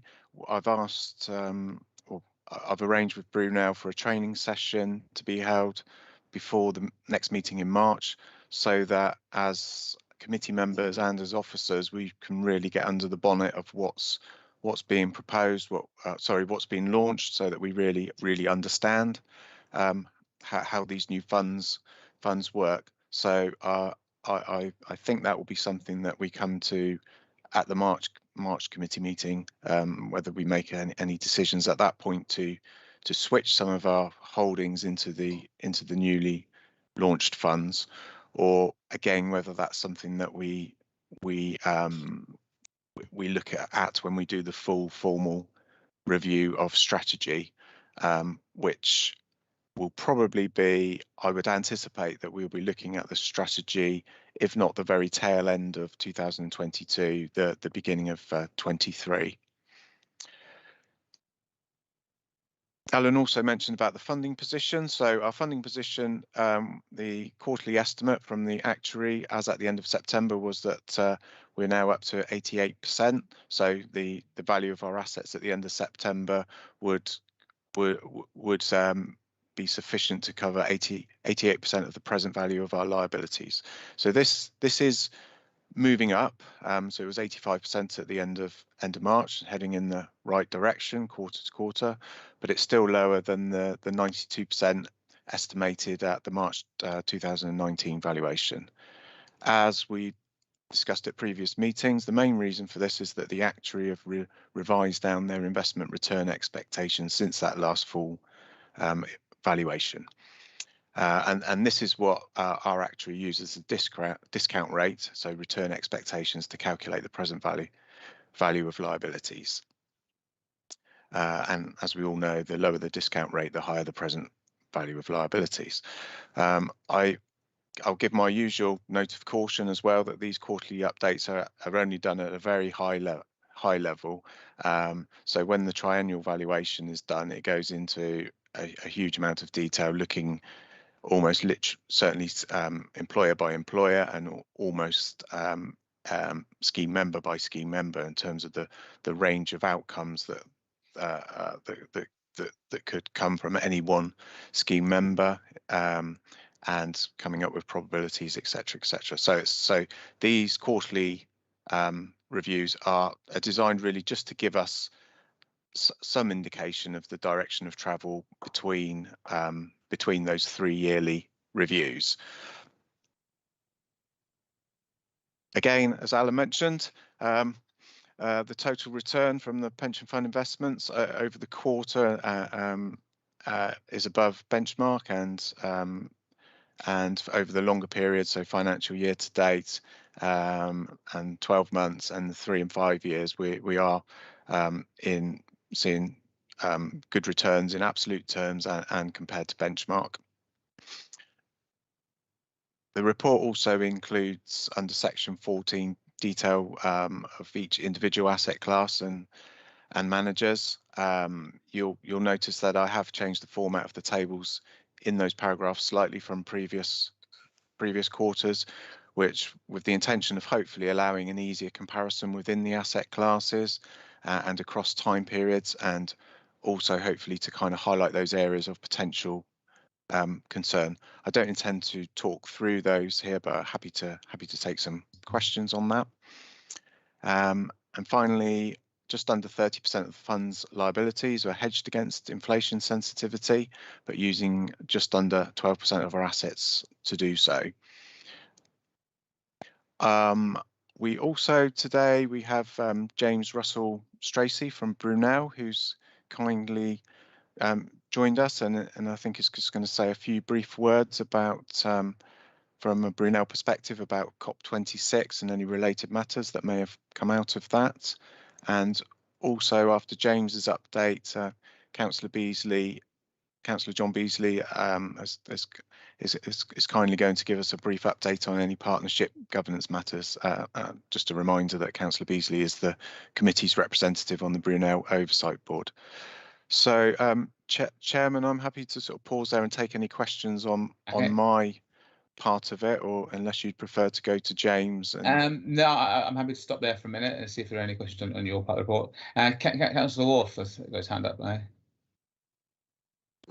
Thank you, Chair. Can we just confirm that the value of the fund is now 3.6 billion? Is that correct? 3.6 billion, yes. Yeah. That's at the 30th of September. I understand all of the completely appropriate caveats. Can I make a couple of points? But because people listening might be slightly confused about this. I remember this committee celebrating when we broke the 3 billion barrier, and correct me if I'm wrong, that was only just over 2 and a bit years ago. I may have got that wrong, so correct me on the date wise. So we've gone from 3 billion in recent memory to 3.6 billion. We were talking about 92% coverage a little while ago, and we're now down to 88%.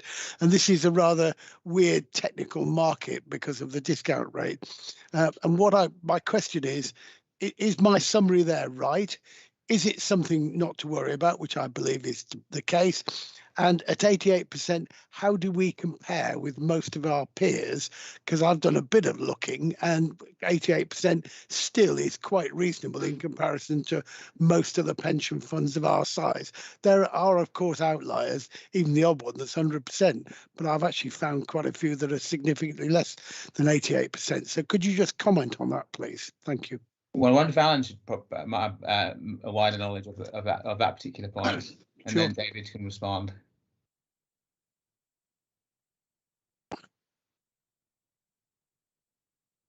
Alan, you there? Oh, I beg your pardon. I'm sorry. I missed your comment.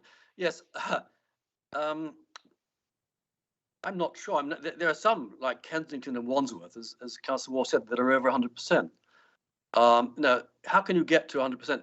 You can increase contributions, and from my 17 years experience, one of the constants has been a desire to stabilize the contribution rate. But had you bit the bullet on that and increase contribution rates, and obviously you'd be closer to 100%. Another way is obviously to raise the risk of the portfolio by moving more into equities. We did de-risk the portfolio by reducing equities, and then 3 years ago we raised them back up again. So in answer to Councillor Wharf's inquiry as to how we've done so well, it's partly because we do have higher equity exposure now and much more on a global nature. Had we stuck with the UK bias, we wouldn't have done so well.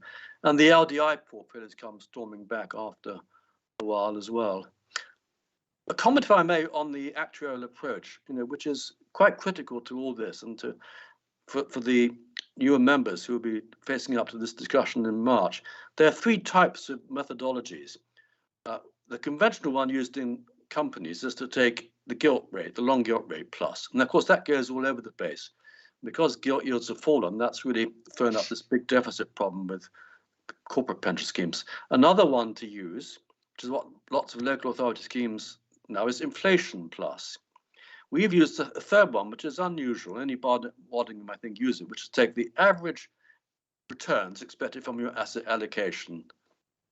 And so if you have more equities, that'll mean a higher return, etc. So Barnett Waddingham reduced the expected return from equities by 0.5%, which really came right through to the discount rate and raised liabilities, which is why we're still below the 90% mark. Had we been at their previous assumption, I'm sure we'd have been back to 92% by now.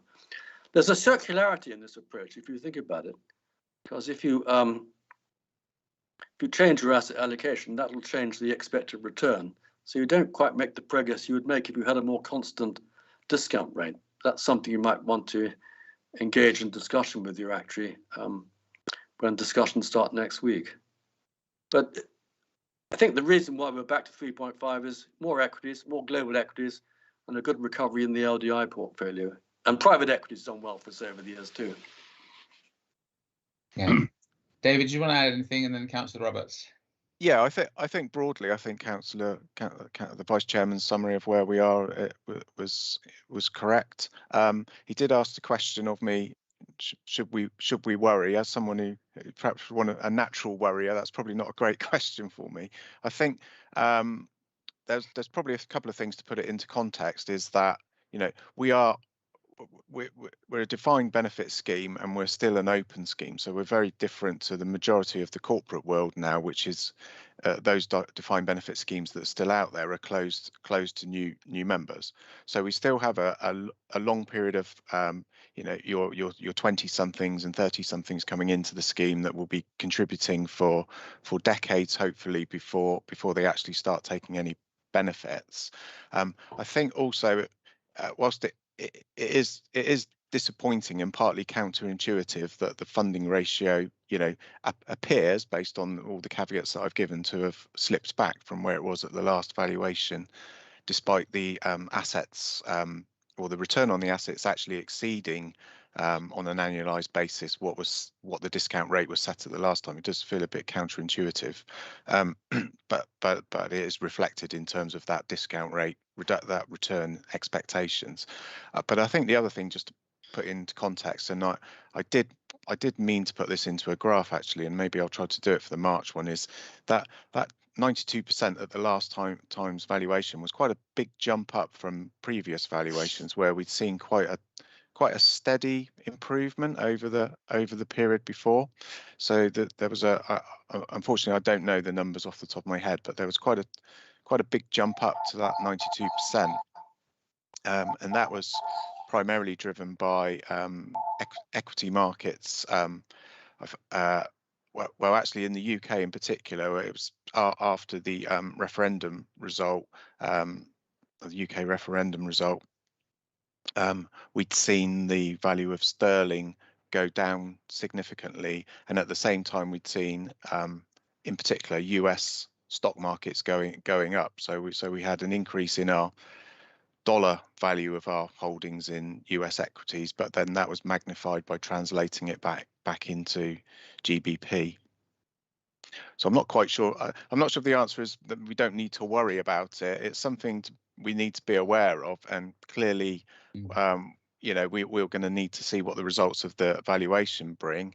I think Alan wants to say something, but all I was going to say is that we will, of course, be lining up some training sessions in 2022 to bring all members of the committee up to speed in terms of the methodology that Barnett Waddingham are using to come up with this their new valuation, and what that's likely to mean for all the scheme employers in terms of their contribution rates moving forward. I think Alan wanted to add something. Yeah, go on, Alan. Yes, if I may, Chair, and this really addresses your concerns about equity markets. One thing you might consider when you have your strategy debate next year is an equity hedging strategy. We hedge out currency risk at the moment. We're hedging out inflation risk. Quite a few local authority schemes in the last few years have had an equity hedging strategy through options. They'd be buying put options and writing calls, etc. And you know, that might work out quite well. There's a cost to that, of course.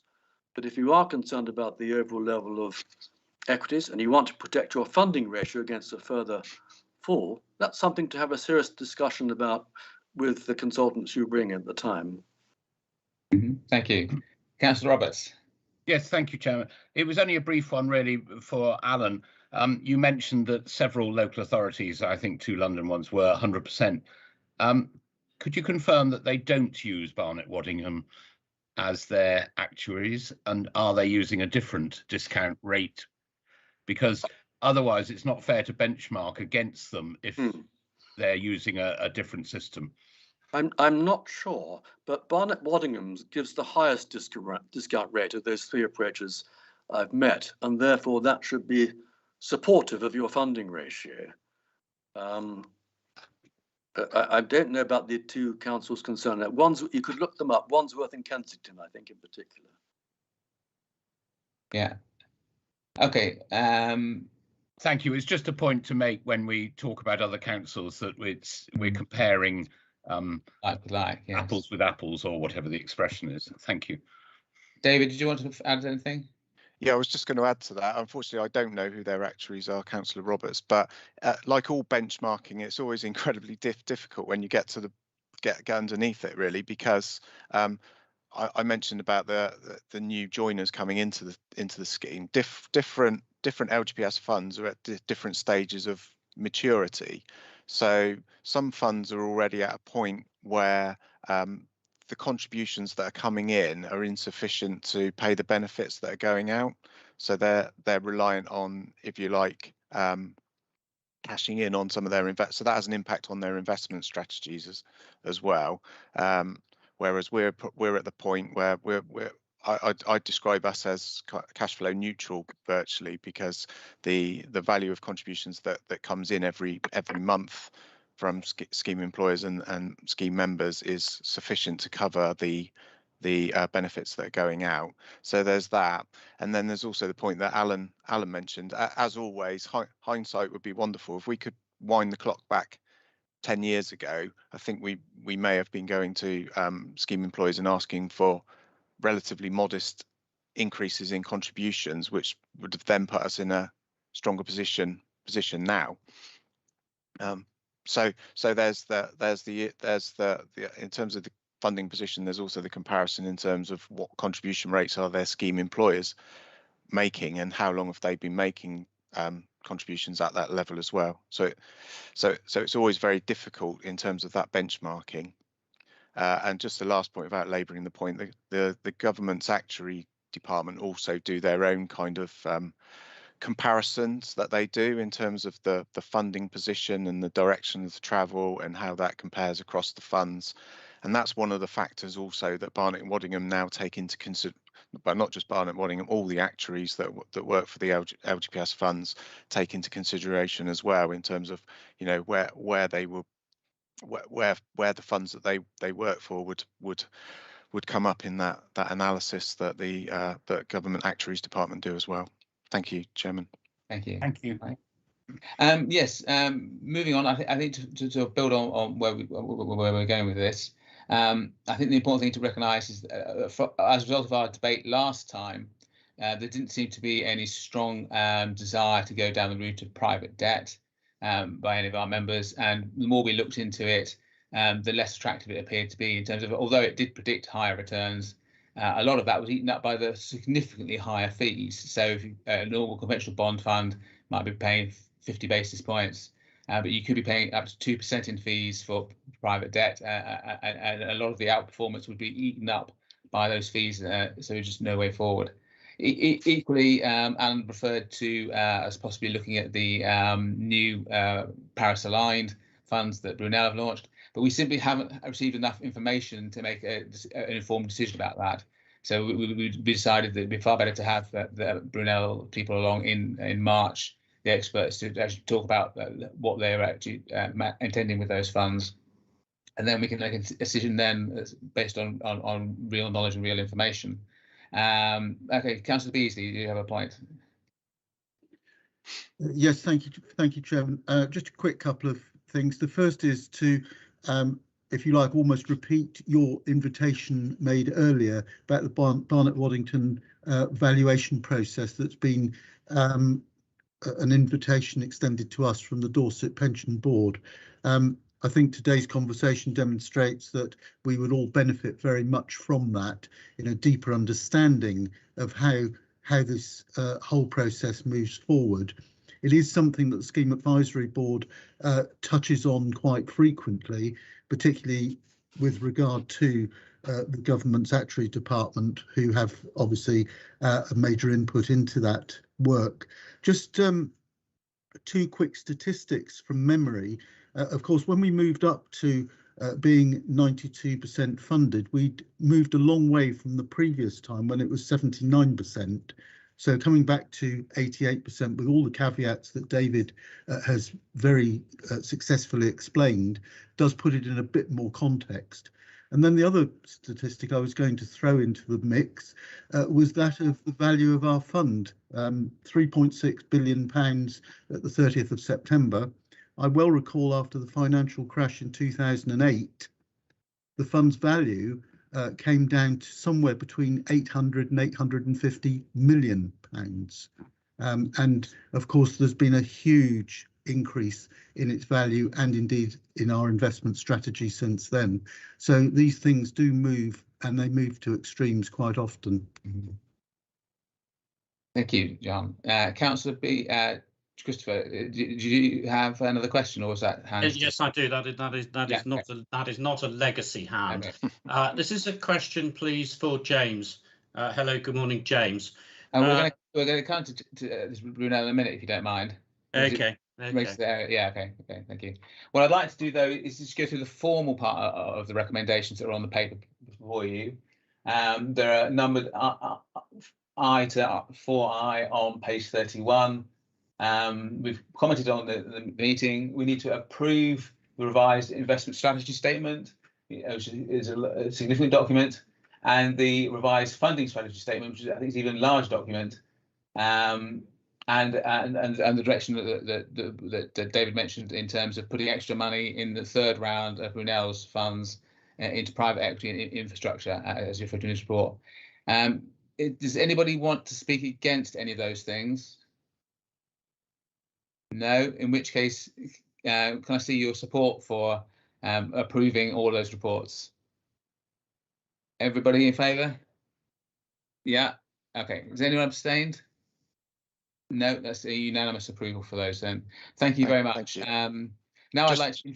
Sorry, Chairman, just to refer back to the beginning, I think because it's a virtual meeting, I think you are minded to support those recommendations, and then it goes to Aidan to actually confirm those. Apologies, it's a bit convoluted.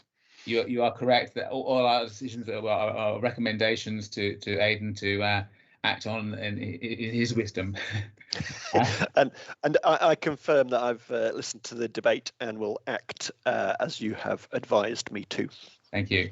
Right, I'd now like to go on to hear from James Russell Stacey from the Brunel Partnership to talk about COP26 and other environmental issues and other.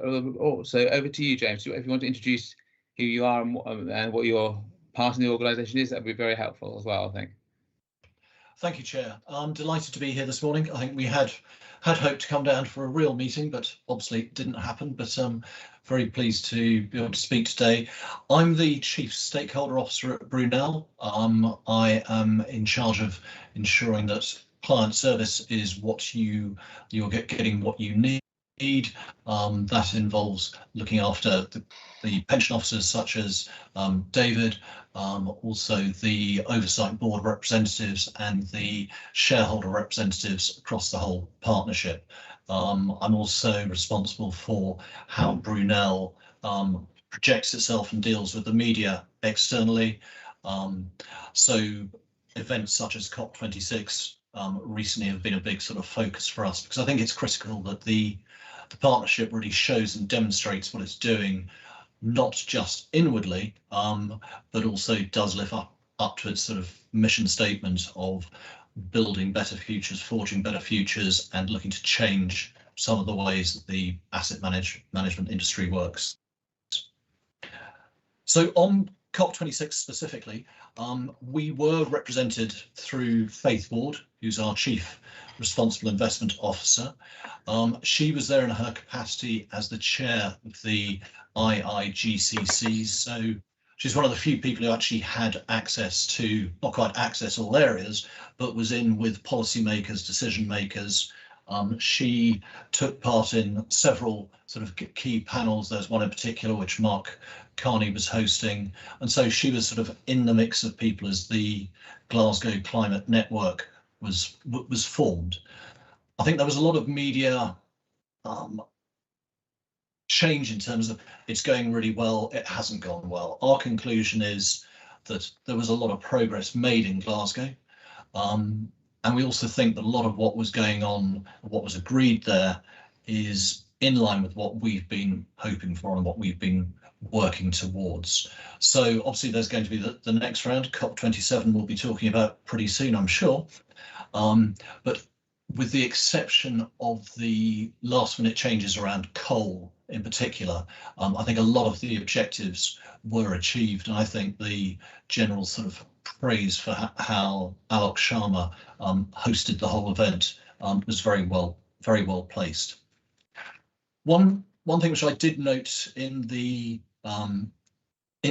papers for your meeting today was a question from one of your pension members who was quoting Alok Sharma and his comment that green investments are smart investments. And I think this is quite an important thing, that certainly within Brunel, we don't just think of this as ideology, we think of this as smart investment.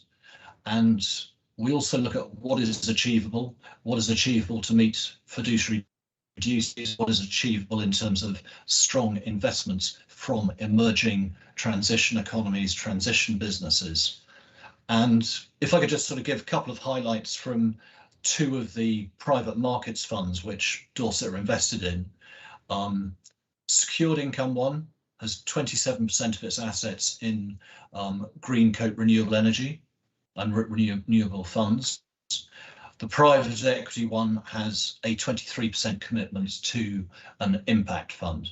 So in terms of, are the portfolios looking to really drive things forward with positive investments and with productive investments? Yes, we're very strong in the sense that we believe that that is the case. When I mentioned that the media part of things, we sort of used the coattails of COP26 to launch formally the Paris-aligned climate transition benchmarks, which we have constructed along with LGIM and along with FTSE Russell. You may have seen, certainly on our website, some videos which point to the workshops which we held around that. These were extremely well attended, and also I think critically, a lot of asset managers, the people who are ultimately making decisions on which stocks, which strategies, they were certainly listening to the audience, in the audience, listening to that. So the launch of the fund is £3 billion at starting point. It's one of the largest passive launches that Legal & General have ever done. We think with other client indications, that figure will be moving up to about £6 billion in the course of 2022.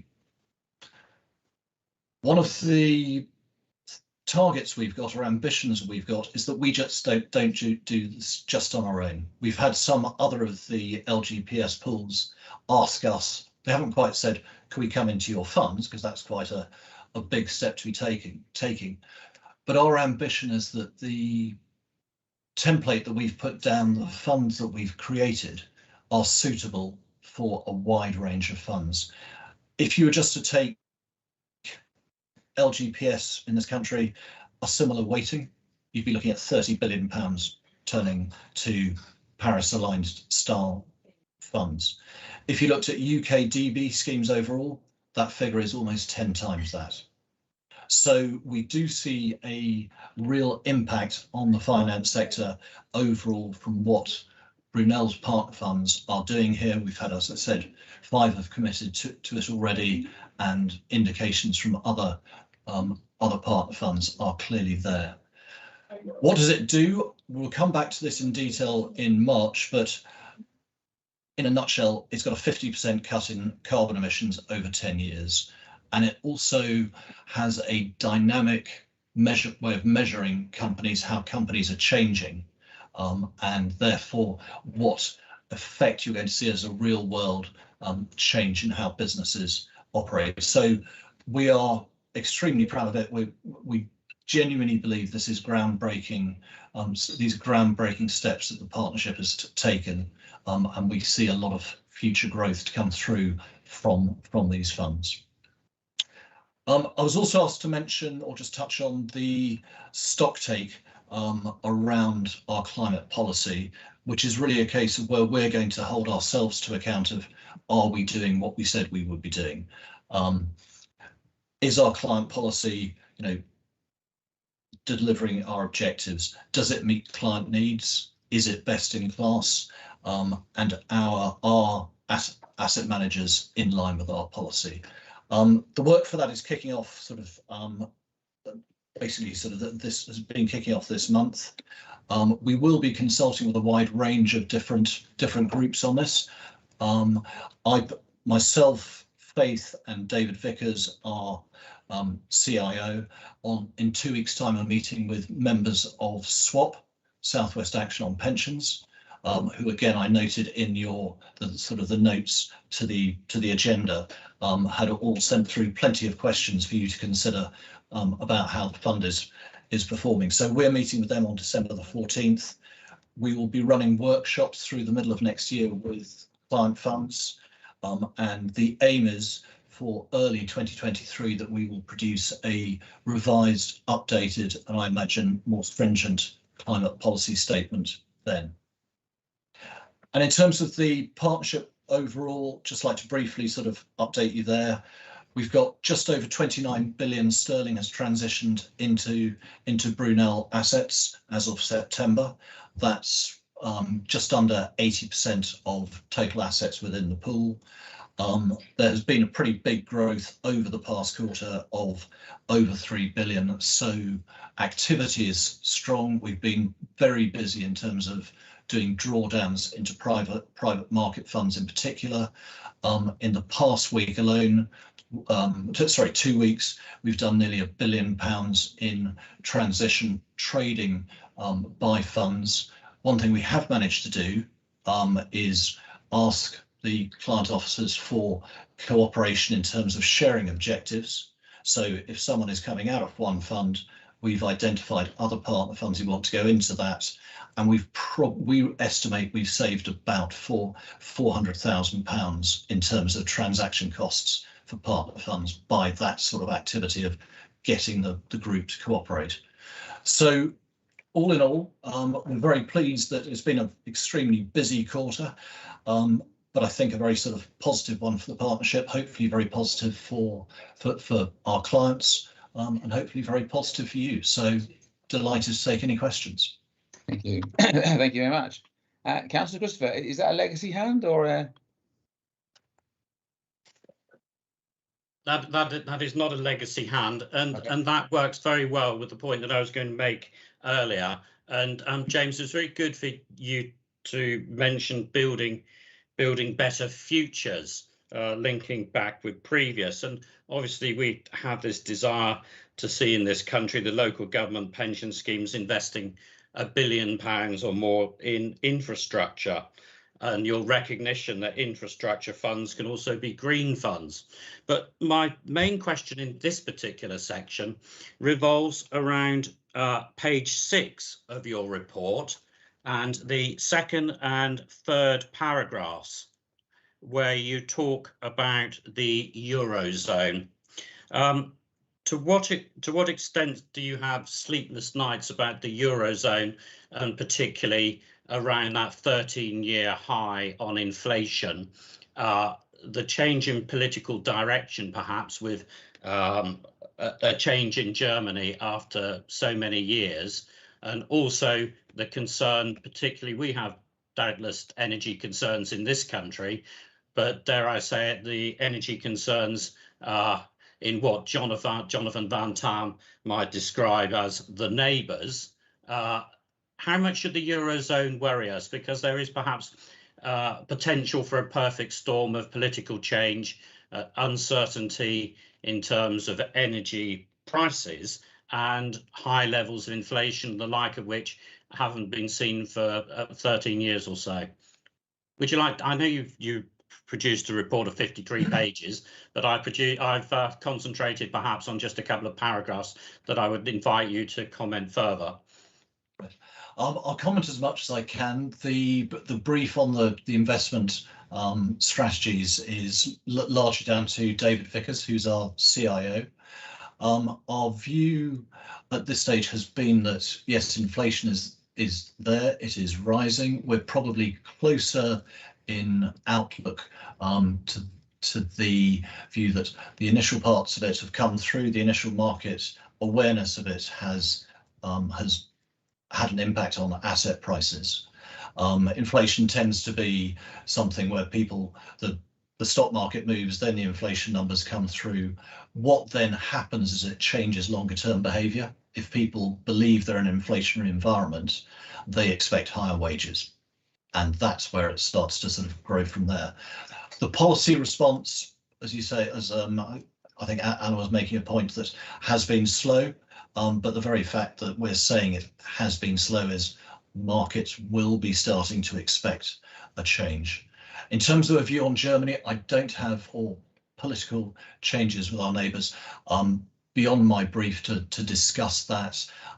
The actual level of continental European exposure within the portfolios, within the global portfolios, is not that great. If you were to look at global high alpha, or you were to look at global sustainable, I believe the exposure would be more 60% to the US, which, as was noted earlier, has been performing well. It's not to say we don't have assets in continental Europe in the funds, but it's not something which we have focused on specifically at the moment. I can certainly take that away and sort of ask David if he has a view on that, but it's not been forefront of our discussions recently. Thank you. Any further questions for James? No, in which case, thank you very much for your presentation. It was helpful, as always, from our Brunel partners. Thank you. I'd like to then move on to John, Councillor Beasley, if you would like to give us any report back on your activities and what you've been doing. Thank you very much indeed, Chairman. And obviously, what I've got to say overlaps with what James has been telling us this morning. I work with James Russell-Stracey because his role is very much as that intermediary between Oversight Board, shareholder, and the work being done by Brunel. And so therefore, I try very much to make sure that we are, if you like, fully appraised of exactly where all of those issues sit at the moment. The next Brunel Oversight Board meeting takes place on Thursday. To an extent, that's unfortunate for us today because some of the information in preparation for that meeting is sent out on the basis of it being strictly confidential, and therefore I mustn't break that confidence in advance of the meeting. So we're always playing catch up a little bit here in the Dorset Committee, but suffice to say, I'm very encouraged by the level of activity, both in terms of looking forward in the kind of funds that are being prepared for us, but also in terms of reflectively the fee savings and the general efficiency around costs. All of those issues are of significant importance to us, and you would be surprised, wouldn't you, if that wasn't something that occupied a lot of the time on the Oversight Board. I wouldn't necessarily, unless any particular member has a specific interest, intend to go through those in any detail anyway, but I'm very heartened actually that all that we prepared to do with Brunel, and I know some of the concerns at the outset were about, are we creating a machine that is just going to generate more overheads for us as a Dorset fund and more bureaucracy in the process? I think that those concerns have not been fulfilled, and in fact the reverse is true. And as more and more assets have transitioned, we've heard today from James that we're about 80% for Brunel overall. Obviously Dorset is lagging that. I think we were at 63%, but of course, once those private markets investments are transitioned over, that percentage will go up. So all of what we intended to do does seem to be working, and working well. The stability around the team, which I know the Vice Chairman and others have been concerned about, and that has certainly taken a very positive step so far. I hope I'm not tempting fate by saying that. I don't think that I am. And whilst that is painting a very positive picture, there are some issues on the horizon which we will be asked to address over the next few months. And amongst those, and this is ultimately a matter for the shareholder, who in our case is Aidan, but there are issues coming up at the following Brunel Oversight Board around Brunel's funding and strategy for future years. And how, as an asset manager, they are to continue to deliver performance and innovation for us, particularly, I suppose, looking around the decarbonisation agenda and all that goes with that. There will, I think, be quite vigorous discussion when that comes up. That's the following Oversight Board meeting on 27th of January. Because we will need to make some decisions about what more could or should Brunel be doing for its 10 constituent funds, and how many of them actually seek to make those changes, and therefore who carries the cost of those changes. I will be able to report back, as indeed I'm sure Aidan will, at the appropriate time. It's very early days in that process, and I've discussed them with Aidan and with David in outline already. And I will, of course, Chair, come back to this committee at the earliest opportunity once I've got more information coming through from Brunel. But I think overall we've got a great relationship with James, as you've just heard, and we are, as an oversight board, I think, holding to account Brunel and its management whenever we feel we absolutely should. But also, given that we now have the revised governance arrangements in place, which was a long slog, I have to say, but we got there in the end. Now that we've got that in place, we will, I think, be moving forward far more positively than perhaps would have been the case before that. So any questions, happy to try and answer them, Chairman. Anybody? No, in which case, well, thank you very much for that, John. Very informative and helpful as always. And yes, thank you for keeping all both Aidan and David in touch with what's going on. Okay, I've actually had a request for a comfort break, and I think it would be reasonable at this stage to do that. If we literally have 5 minutes, is that okay with everybody? And then we'll start again at 6 or 7 minutes past the hour. Okay, Chair, I will drop off at this stage, but thank you very much indeed for having me to join the committee today. Much appreciated. Okay, no problem. Thank you very much for your contribution. Bye. Bye.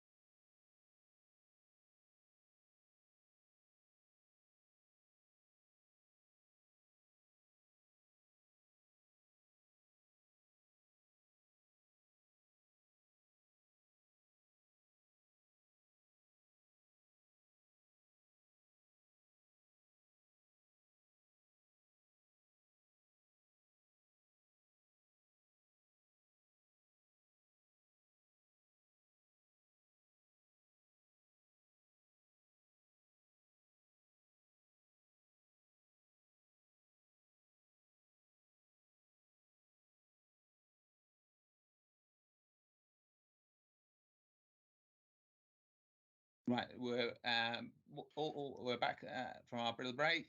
Thank you very much for everyone for being so prompt on that. Councillor Beasley, I think you wanted to finish off with a couple more comments. Yes, thank you very much, Chairman. What I wanted to say regarding Brunel was the interface of this committee with Brunel. It's all well and good me going to oversight board meetings and talking to people outside of our meetings. I'm very conscious that we need to be hearing from the people within Brunel that members of this committee want to present to us on a quarterly basis. What I've suggested so far is that we're not looking to replicate the reports that we get in the pack. We're looking to get a variety of officers from Brunel to come and present to us as we would like. So we had the Chief Stakeholder Officer today. We've had Laura Chappell, who's the Chief Executive Officer, a couple of times in the past. We've had Denise Legall, who's the Chair of Brunel, and there are others, as we well know.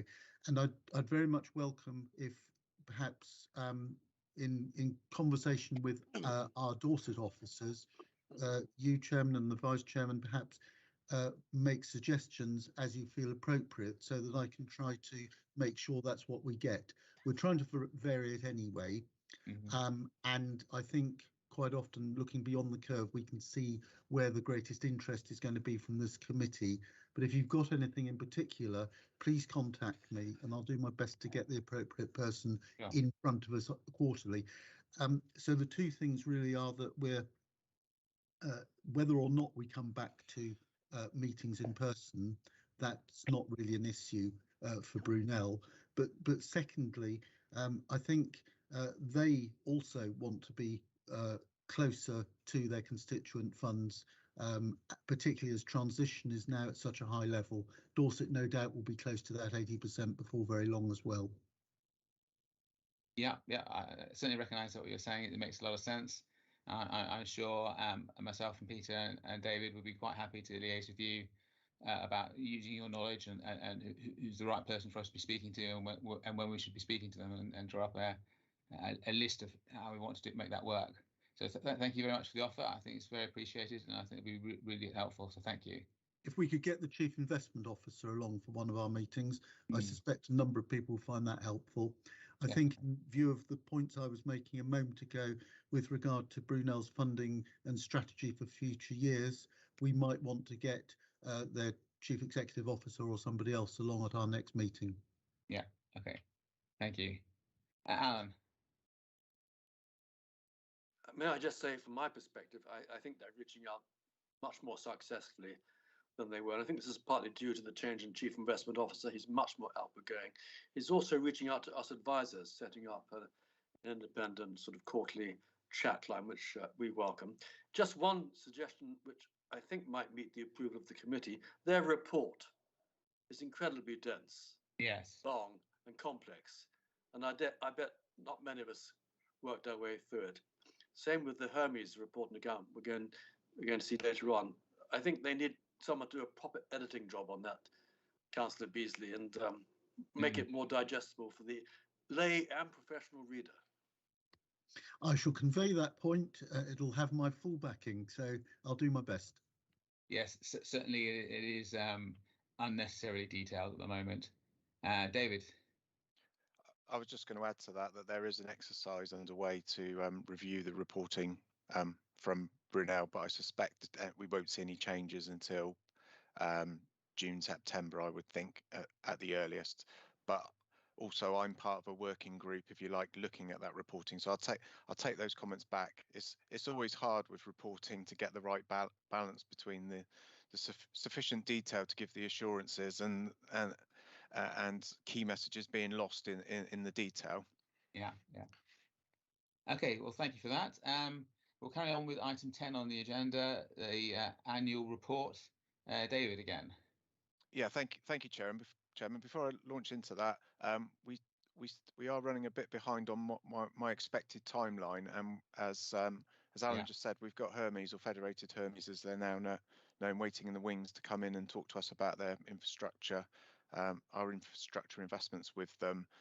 So I'd like to try and give them a decent amount of time. So I don't know if people are able, I think we're going to run over 1 o'clock finish, I'm afraid, but I don't know if there's anyone that does need to get away quickly, but I'll try and go as quickly as I can through my bit now. Okay. So the annual report, as the covering report says, the local government pension scheme regulations require all administering authorities to publish an annual report on the activities of its fund. So this is our annual report for the year ending 31st of March 2021, as written in accordance with the latest SIPFA guidance. And having just talked about long reports, it's a bit embarrassing for me to then say that this report is 200 pages long, which is kind of, unfortunately, with SIPFA, they do seem to believe that more is better than less. Very good at adding extra things into guidance, but not so good perhaps at taking things out. On the plus side, though, in one place you will have, or people will have, pretty much everything you might possibly want to know about the operation of the fund. I have to say that we still have not received the auditor's report regarding the financial statements that are in the report, and we still don't have the auditor's report for 1920 either. Aidan may or may not want to say anything about that, but we will of course circulate those reports when we do eventually get them. So we will be seeking the Minded to approval to publish the annual report as it is, but with delegations to the chairman or vice chairman to approve final, or chairman and vice chairman to approve final versions once audit is received. So that's all I wanted to say about it, but happy to take any questions. Any questions for David? No? Well, in which case, see all of those happy to endorse this report. See all those in favour, please? Is that everybody? Yes, good. Thank you very much. That's very, very helpful and speedy to move on then to item 11, date of our next meeting. David. So we've only got one meeting in place for the remainder of the financial year, which is Thursday the 10th. Provisionally, that is for that we're hoping to go up to London, so we'd go up on the 9th for training. We talked briefly about at that training we would want Brunel to come along and for a really deep dive into these new passive climate Paris-aligned benchmarks that they have, funds that they have, and also following a request from Adrian Felgate, we're also going to try and put some governance training on as well at that time. Yeah.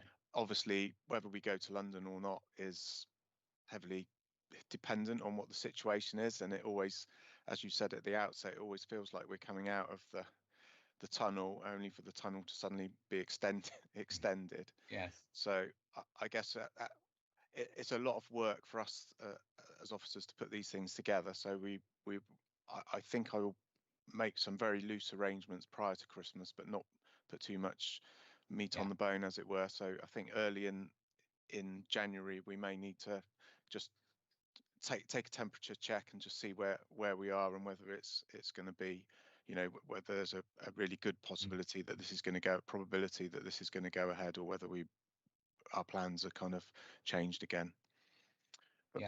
By forces out of our control. Effectively. Okay. I don't think there's more we can say on that. So moving on to item 12, can I move? Sorry, could somebody please move that we go into exempt business? Councillor Legg, thank you very much.